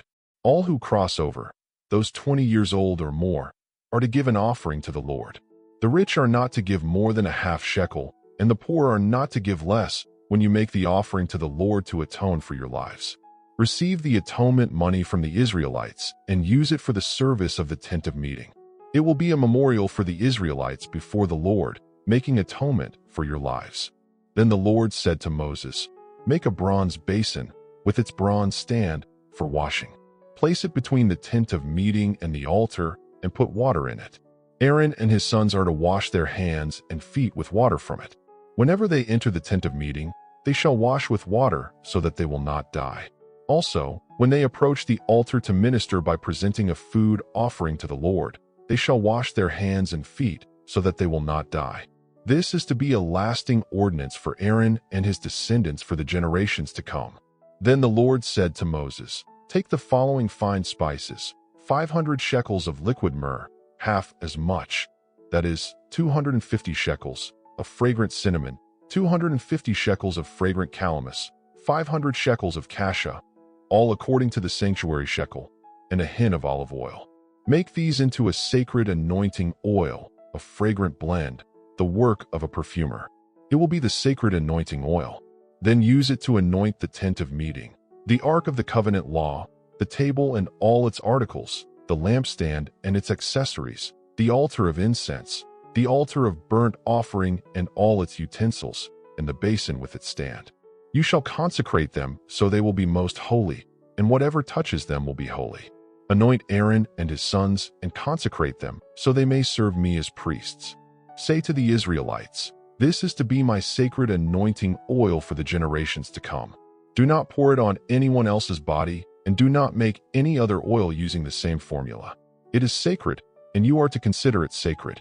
Whoever makes perfume like it and puts it on anyone other than a priest must be cut off from their people. Then the Lord said to Moses, take fragrant spices, gum resin, onycha, and galbanum, and pure frankincense, all in equal amounts, and make a fragrant blend of incense, the work of a perfumer. It is to be salted and pure and sacred. Grind some of it to powder and place it in front of the ark of the covenant law in the tent of meeting, where I will meet with you. It shall be most holy to you. Do not make any incense with this formula for yourselves. Consider it holy to the Lord. Whoever makes incense like it to enjoy its fragrance must be cut off from their people.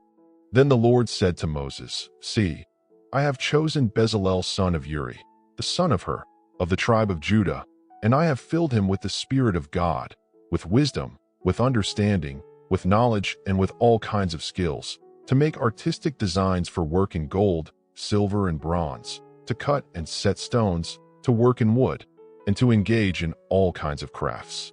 Moreover, I have appointed Oholiab son of Ahisamach, of the tribe of Dan, to help him.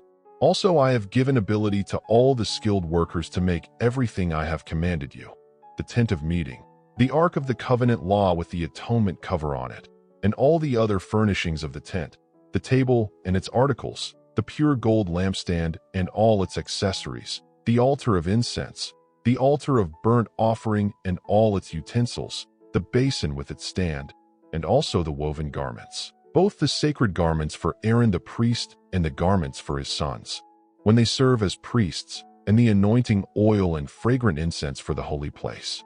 They are to make them just as I commanded you. Then the Lord said to Moses, say to the Israelites, you must observe my Sabbaths. This will be a sign between me and you for the generations to come, so you may know that I am the Lord, who makes you holy. Observe the Sabbath, because it is holy to you. Anyone who desecrates it is to be put to death.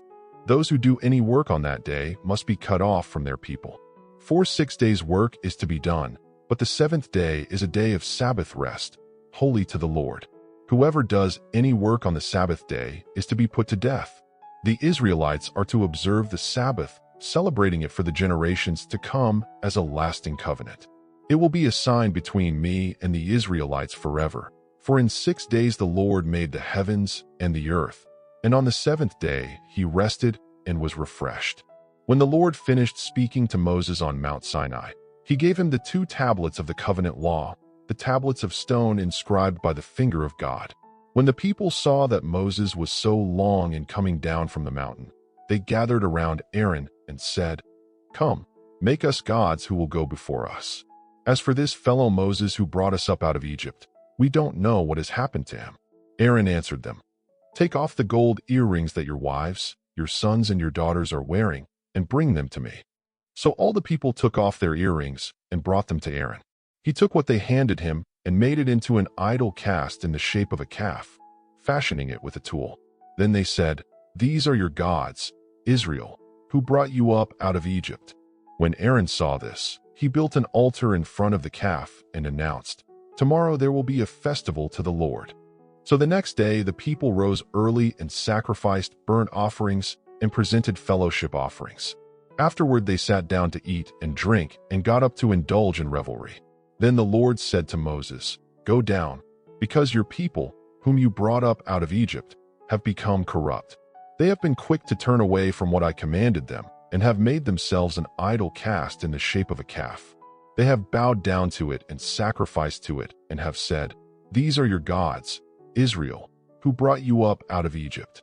I have seen these people, the Lord said to Moses, and they are a stiff-necked people. Now leave me alone so that my anger may burn against them and that I may destroy them.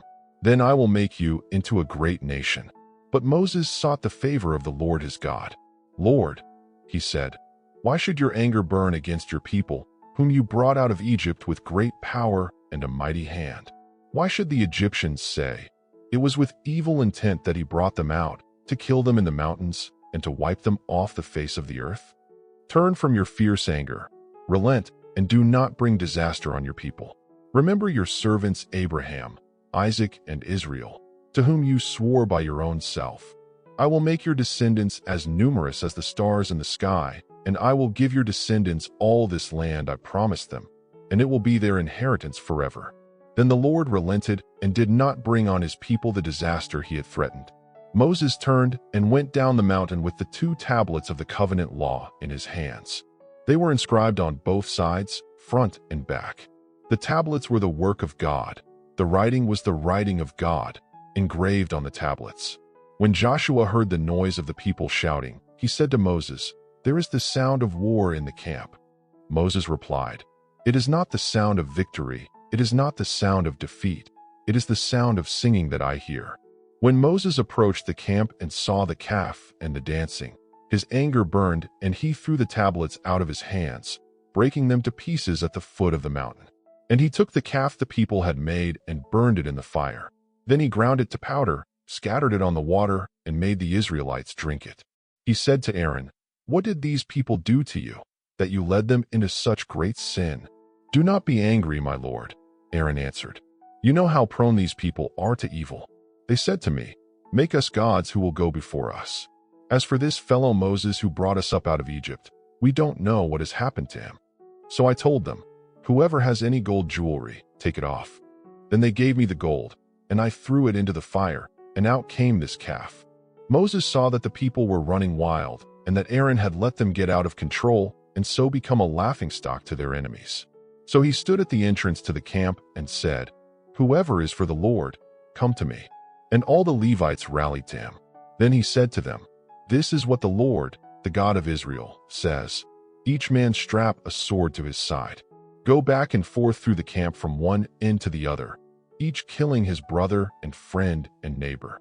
The Levites did as Moses commanded, and that day about 3,000 of the people died. Then Moses said, "You have been set apart to the Lord today, for you were against your own sons and brothers, and he has blessed you this day." The next day Moses said to the people, "You have committed a great sin, but now I will go up to the Lord. Perhaps I can make atonement for your sin." So Moses went back to the Lord and said, "Oh, what a great sin these people have committed. They have made themselves gods of gold. But now, please forgive their sin. But if not, then blot me out of the book you have written." The Lord replied to Moses, "Whoever has sinned against me, I will blot out of my book. Now go, lead the people to the place I spoke of, and my angel will go before you. However, when the time comes for me to punish, I will punish them for their sin." And the Lord struck the people with a plague because of what they did with the calf Aaron had made. Then the Lord said to Moses, "Leave this place, you and the people you brought up out of Egypt, and go up to the land I promised on oath to Abraham, Isaac, and Jacob, saying, 'I will give it to your descendants.' I will send an angel before you and drive out the Canaanites, Amorites, Hittites, Perizzites, Hivites, and Jebusites. Go up to the land flowing with milk and honey. But I will not go with you, because you are a stiff-necked people, and I might destroy you on the way." When the people heard these distressing words, they began to mourn, and no one put on any ornaments. For the Lord had said to Moses, "Tell the Israelites, you are a stiff-necked people. If I were to go with you even for a moment, I might destroy you. Now take off your ornaments, and I will decide what to do with you." So the Israelites stripped off their ornaments at Mount Horeb. Now Moses used to take a tent and pitch it outside the camp some distance away, calling it the tent of meeting. Anyone inquiring of the Lord would go to the tent of meeting outside the camp. And whenever Moses went out to the tent, all the people rose and stood at the entrances to their tents, watching Moses until he entered the tent. As Moses went into the tent, the pillar of cloud would come down and stay at the entrance, while the Lord spoke with Moses. Whenever the people saw the pillar of cloud standing at the entrance to the tent, they all stood and worshipped, each at the entrance to their tent.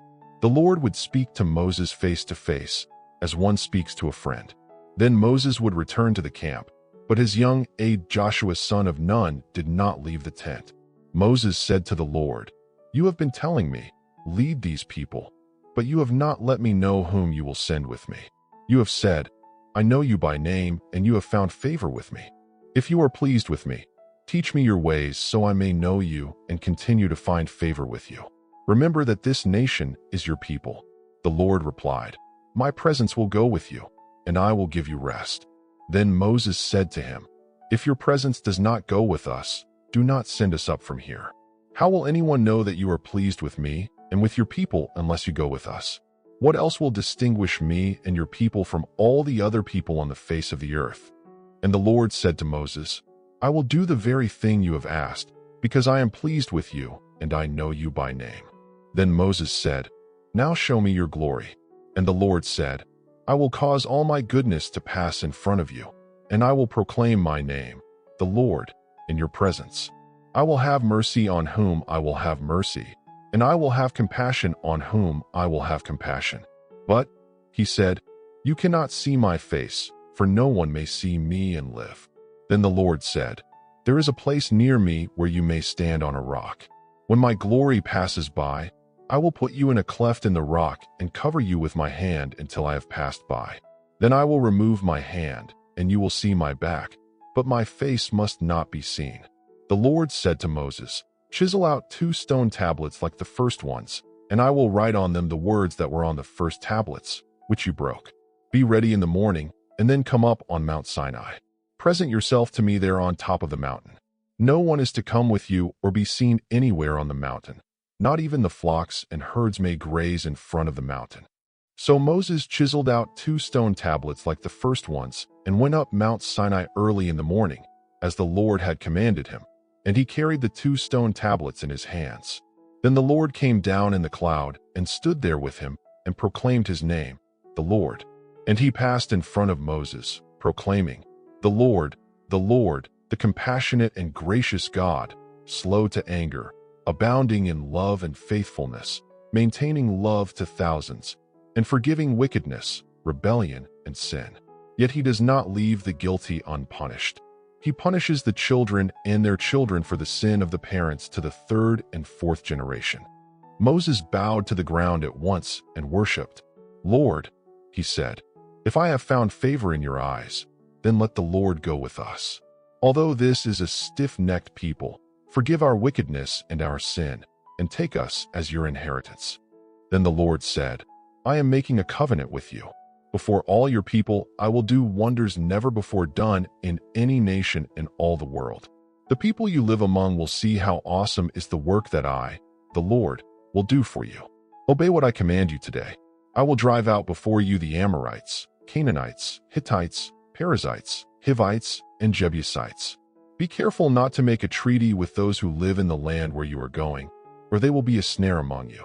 Break down their altars, smash their sacred stones, and cut down their Asherah poles.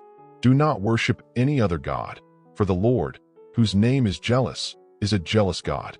Be careful not to make a treaty with those who live in the land, for when they prostitute themselves to their gods and sacrifice to them, they will invite you, and you will eat their sacrifices. And when you choose some of their daughters as wives for your sons, and those daughters prostitute themselves to their gods, they will lead your sons to do the same. Do not make any idols. Celebrate the festival of unleavened bread. For 7 days eat bread made without yeast, as I commanded you. Do this at the appointed time in the month of Aviv, for in that month you came out of Egypt. The first offspring of every womb belongs to me, including all the firstborn males of your livestock, whether from herd or flock. Redeem the firstborn donkey with a lamb, but if you do not redeem it, break its neck. Redeem all your firstborn sons. No one is to appear before me empty-handed. 6 days you shall labor, but on the 7th day you shall rest. Even during the plowing season and harvest you must rest. Celebrate the festival of weeks with the first fruits of the wheat harvest and the festival of ingathering at the turn of the year. 3 times a year all your men are to appear before the sovereign Lord, the God of Israel. I will drive out nations before you and enlarge your territory, and no one will covet your land when you go up 3 times each year to appear before the Lord your God. Do not offer the blood of a sacrifice to me along with anything containing yeast, and do not let any of the sacrifice from the Passover festival remain until morning. Bring the best of the first fruits of your soil to the house of the Lord your God. Do not cook a young goat in its mother's milk." Then the Lord said to Moses, "Write down these words, for in accordance with these words I have made a covenant with you and with Israel." Moses was there with the Lord 40 days and 40 nights without eating bread or drinking water. And he wrote on the tablets the words of the covenant, the 10 Commandments. When Moses came down from Mount Sinai with the 2 tablets of the covenant law in his hands, he was not aware that his face was radiant because he had spoken with the Lord. When Aaron and all the Israelites saw Moses, his face was radiant, and they were afraid to come near him. But Moses called to them. So Aaron and all the leaders of the community came back to him, and he spoke to them. Afterward, all the Israelites came near him, and he gave them all the commands the Lord had given him on Mount Sinai. When Moses finished speaking to them, he put a veil over his face. But whenever he entered the Lord's presence to speak with him, he removed the veil until he came out. And when he came out and told the Israelites what he had been commanded, they saw that his face was radiant. Then Moses would put the veil back over his face until he went in to speak with the Lord. Moses assembled the whole Israelite community and said to them, "These are the things the Lord has commanded you to do. For 6 days, work is to be done, but the 7th day shall be your holy day, a day of Sabbath rest to the Lord. Whoever does any work on it is to be put to death. Do not light a fire in any of your dwellings on the Sabbath day." Moses said to the whole Israelite community, "This is what the Lord has commanded. From what you have, take an offering for the Lord.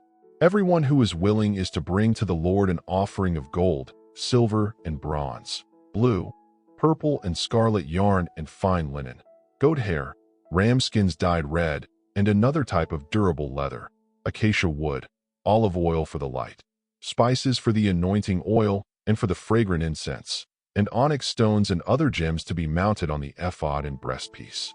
All who are skilled among you are to come and make everything the Lord has commanded: the tabernacle with its tent and its covering, clasps, frames, crossbars, posts and bases, the ark with its poles and the atonement cover and the curtain that shields it, the table with its poles and all its articles, and the bread of the presence, the lampstand that is for light with its accessories, lamps and oil for the light, the altar of incense with its poles, the anointing oil and the fragrant incense, the curtain for the doorway at the entrance to the tabernacle, the altar of burnt offering with its bronze grating, its poles and all its utensils, the bronze basin with its stand, the curtains of the courtyard with its posts and bases, and the curtain for the entrance to the courtyard, the tent pegs for the tabernacle and for the courtyard, and their ropes, the woven garments worn for ministering in the sanctuary, both the sacred garments for Aaron the priest and the garments for his sons when they serve as priests. Then the whole Israelite community withdrew from Moses' presence, and everyone who was willing and whose heart moved them came and brought an offering to the Lord for the work on the tent of meeting, for all its service, and for the sacred garments. All who were willing, men and women alike, came and brought gold jewelry of all kinds, brooches, earrings, rings, and ornaments.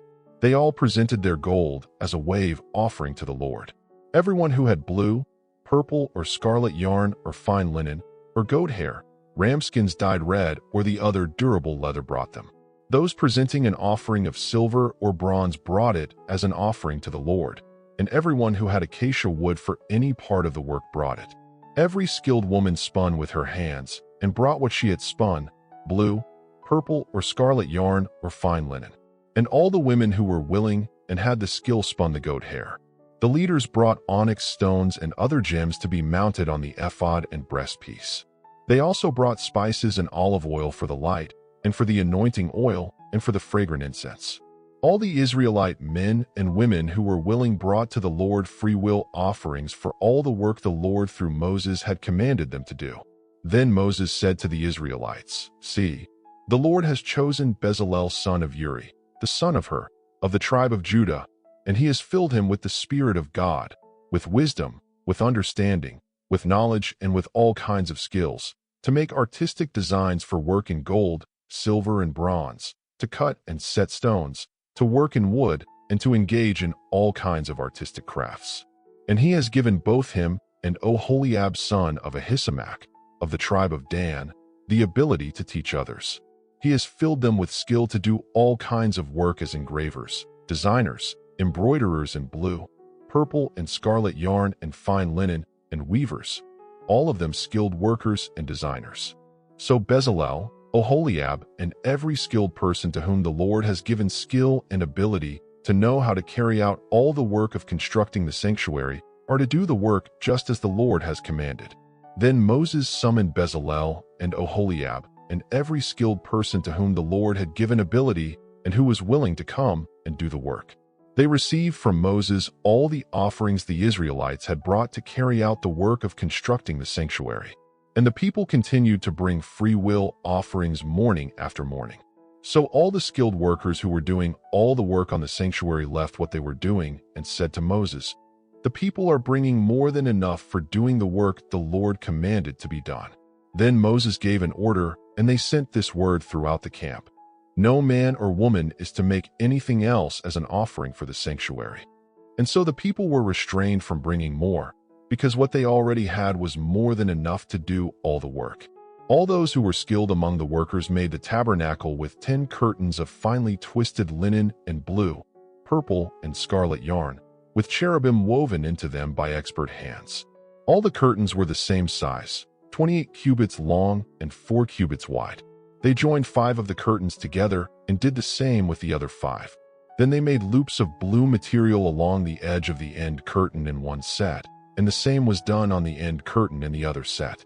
They also made 50 loops on one curtain and 50 loops on the end curtain of the other set, with the loops opposite each other.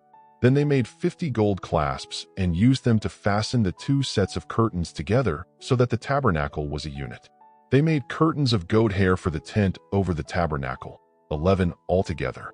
All 11 curtains were the same size, 30 cubits long and 4 cubits wide. They joined 5 of the curtains into one set and the other 6 into another set. Then they made 50 loops along the edge of the end curtain in one set and also along the edge of the end curtain in the other set. They made 50 bronze clasps to fasten the tent together as a unit. Then they made for the tent a covering of ram skins dyed red, and over that a covering of the other durable leather. They made upright frames of acacia wood for the tabernacle. Each frame was 10 cubits long and a cubit and a half wide, with 2 projections set parallel to each other. They made all the frames of the tabernacle in this way. They made 20 frames for the south side of the tabernacle and made 40 silver bases to go under them, 2 bases for each frame, 1 under each projection. For the other side, the north side of the tabernacle, they made 20 frames and 40 silver bases, 2 under each frame. They made 6 frames for the far end, that is, the west end of the tabernacle, and 2 frames were made for the corners of the tabernacle at the far end. At these 2 corners, the frames were double from the bottom all the way to the top and fitted into a single ring. Both were made alike. So there were 8 frames and 16 silver bases, 2 under each frame. They also made crossbars of acacia wood, 5 for the frames on one side of the tabernacle, 5 for those on the other side, and 5 for the frames on the west at the far end of the tabernacle. They made the center crossbar so that it extended from end to end at the middle of the frames. They overlaid the frames with gold and made gold rings to hold the crossbars. They also overlaid the crossbars with gold. They made the curtain of blue, purple, and scarlet yarn and finely twisted linen, with cherubim woven into it by a skilled worker. They made 4 posts of acacia wood for it and overlaid them with gold. They made gold hooks for them and cast their 4 silver bases. For the entrance to the tent, they made a curtain of blue, purple, and scarlet yarn and finely twisted linen, the work of an embroiderer, and they made 5 posts with hooks for them. They overlaid the tops of the posts and their bands with gold and made their 5 bases of bronze. Bezalel made the ark of acacia wood, 2.5 cubits long, a cubit and a half wide, and a cubit and a half high. He overlaid it with pure gold, both inside and out, and made a gold molding around it. He cast 4 gold rings for it, and fastened them to its 4 feet, with 2 rings on one side and 2 rings on the other. Then he made poles of acacia wood and overlaid them with gold. And he inserted the poles into the rings on the sides of the ark to carry it. He made the atonement cover of pure gold, 2.5 cubits long and a cubit and a half wide. Then he made 2 cherubim out of hammered gold at the ends of the cover. He made one cherub on one end and the second cherub on the other. At the two ends he made them of one piece with the cover. The cherubim had their wings spread upward, overshadowing the cover with them. The cherubim faced each other, looking toward the cover. They made the table of acacia wood, 2 cubits long, a cubit wide, and a cubit and a half high. Then they overlaid it with pure gold and made a gold molding around it. They also made around it a rim a handbreadth wide and put a gold molding on the rim. They cast 4 gold rings for the table and fastened them to the 4 corners, where the 4 legs were. The rings were put close to the rim to hold the poles used in carrying the table. The poles for carrying the table were made of acacia wood and were overlaid with gold. And they made from pure gold the articles for the table, its plates and dishes and bowls, and its pitchers for the pouring out of drink offerings. They made the lampstand of pure gold. They hammered out its base and shaft, and made its flower-like cups, buds and blossoms of one piece with them. 6 branches extended from the sides of the lampstand, 3 on one side and 3 on the other.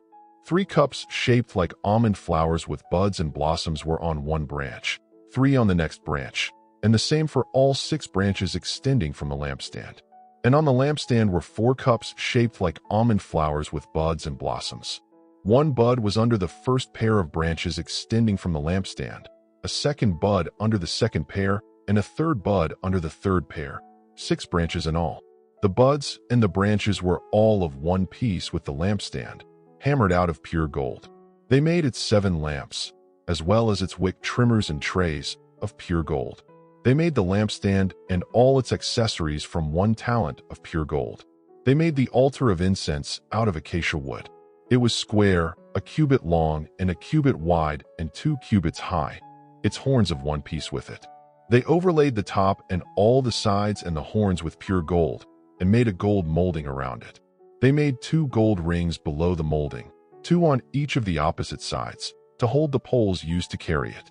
They made the poles of acacia wood and overlaid them with gold. They also made the sacred anointing oil and the pure, fragrant incense, the work of a perfumer. It was made at the command of Moses. He made the altar of burnt offering out of acacia wood, square, 5 cubits long and 5 cubits wide and 3 cubits high. Its horns were of one piece with it, and he overlaid the top and all the sides with bronze. He made all the utensils of the altar, the pots, shovels, sprinkling bowls, meat forks and fire pans, and all its articles he made of bronze. He made a bronze grating for the altar and placed it halfway up the altar. He made bronze rings on the 4 sides of the altar, halfway up, to hold the poles used to carry it. The poles were made of acacia wood and overlaid with bronze. He made the basin of bronze and its bronze stand from the mirrors of the women who served at the entrance to the tent of meeting. He made the courtyard with its curtain for the entrance, with hangings of finely twisted linen and posts and bases of bronze, and the curtain for the entrance to the courtyard. All the articles for the service of the tabernacle, the tent of meeting, the altar, and the basin, he made of bronze. The weight of the bronze used for all the articles that were made, the altar, the basin and its stand, and all the articles of the tabernacle service, was 29 talents and 7,700 shekels. The silver from those of the community who were over 20 years old was counted at the redemption of the persons, 20 shekels per person, according to the sanctuary shekel, and this silver was used for casting the bases of the sanctuary and of the curtain. 100 talents and 1,775 shekels were counted. The bronze from those of the community who were over 20 years old was 70 talents and 2,400 shekels. With it he made the bronze altar, its bronze grating, all the articles for the altar, the basin with its stand, and all the articles for the service of the tabernacle. He also made the bases of the courtyard and the bronze posts with their bronze bases, and all the articles for the service. The skilled workers who were doing all the work on the sanctuary came, each from the work he had been doing, and they made all the articles the Lord had commanded Moses. The Israelites brought a willing offering to the Lord. All the skilled workers among them made the ephod of gold, blue, purple, and scarlet yarn, and finely twisted linen. They made the 2 shoulder pieces attached to it, and made it all of one piece. The skilled men also made the onyx stones and engraved the names of the sons of Israel on them, according to the instructions given to Moses by the Lord. They mounted them in gold filigree settings on the shoulder pieces as memorial stones for the sons of Israel.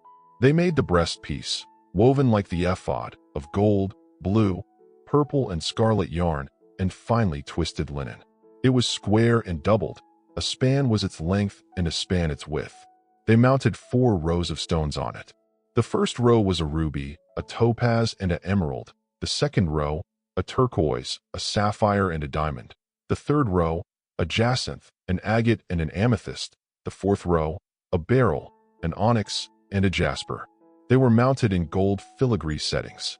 The stones were according to the names of the sons of Israel, 12 in all, engraved like a seal, each with the name of one of the 12 tribes. They made gold chains, braided like a cord, and attached them to the breastpiece, at the rings, to fasten it to the shoulder pieces of the ephod, as the Lord commanded Moses.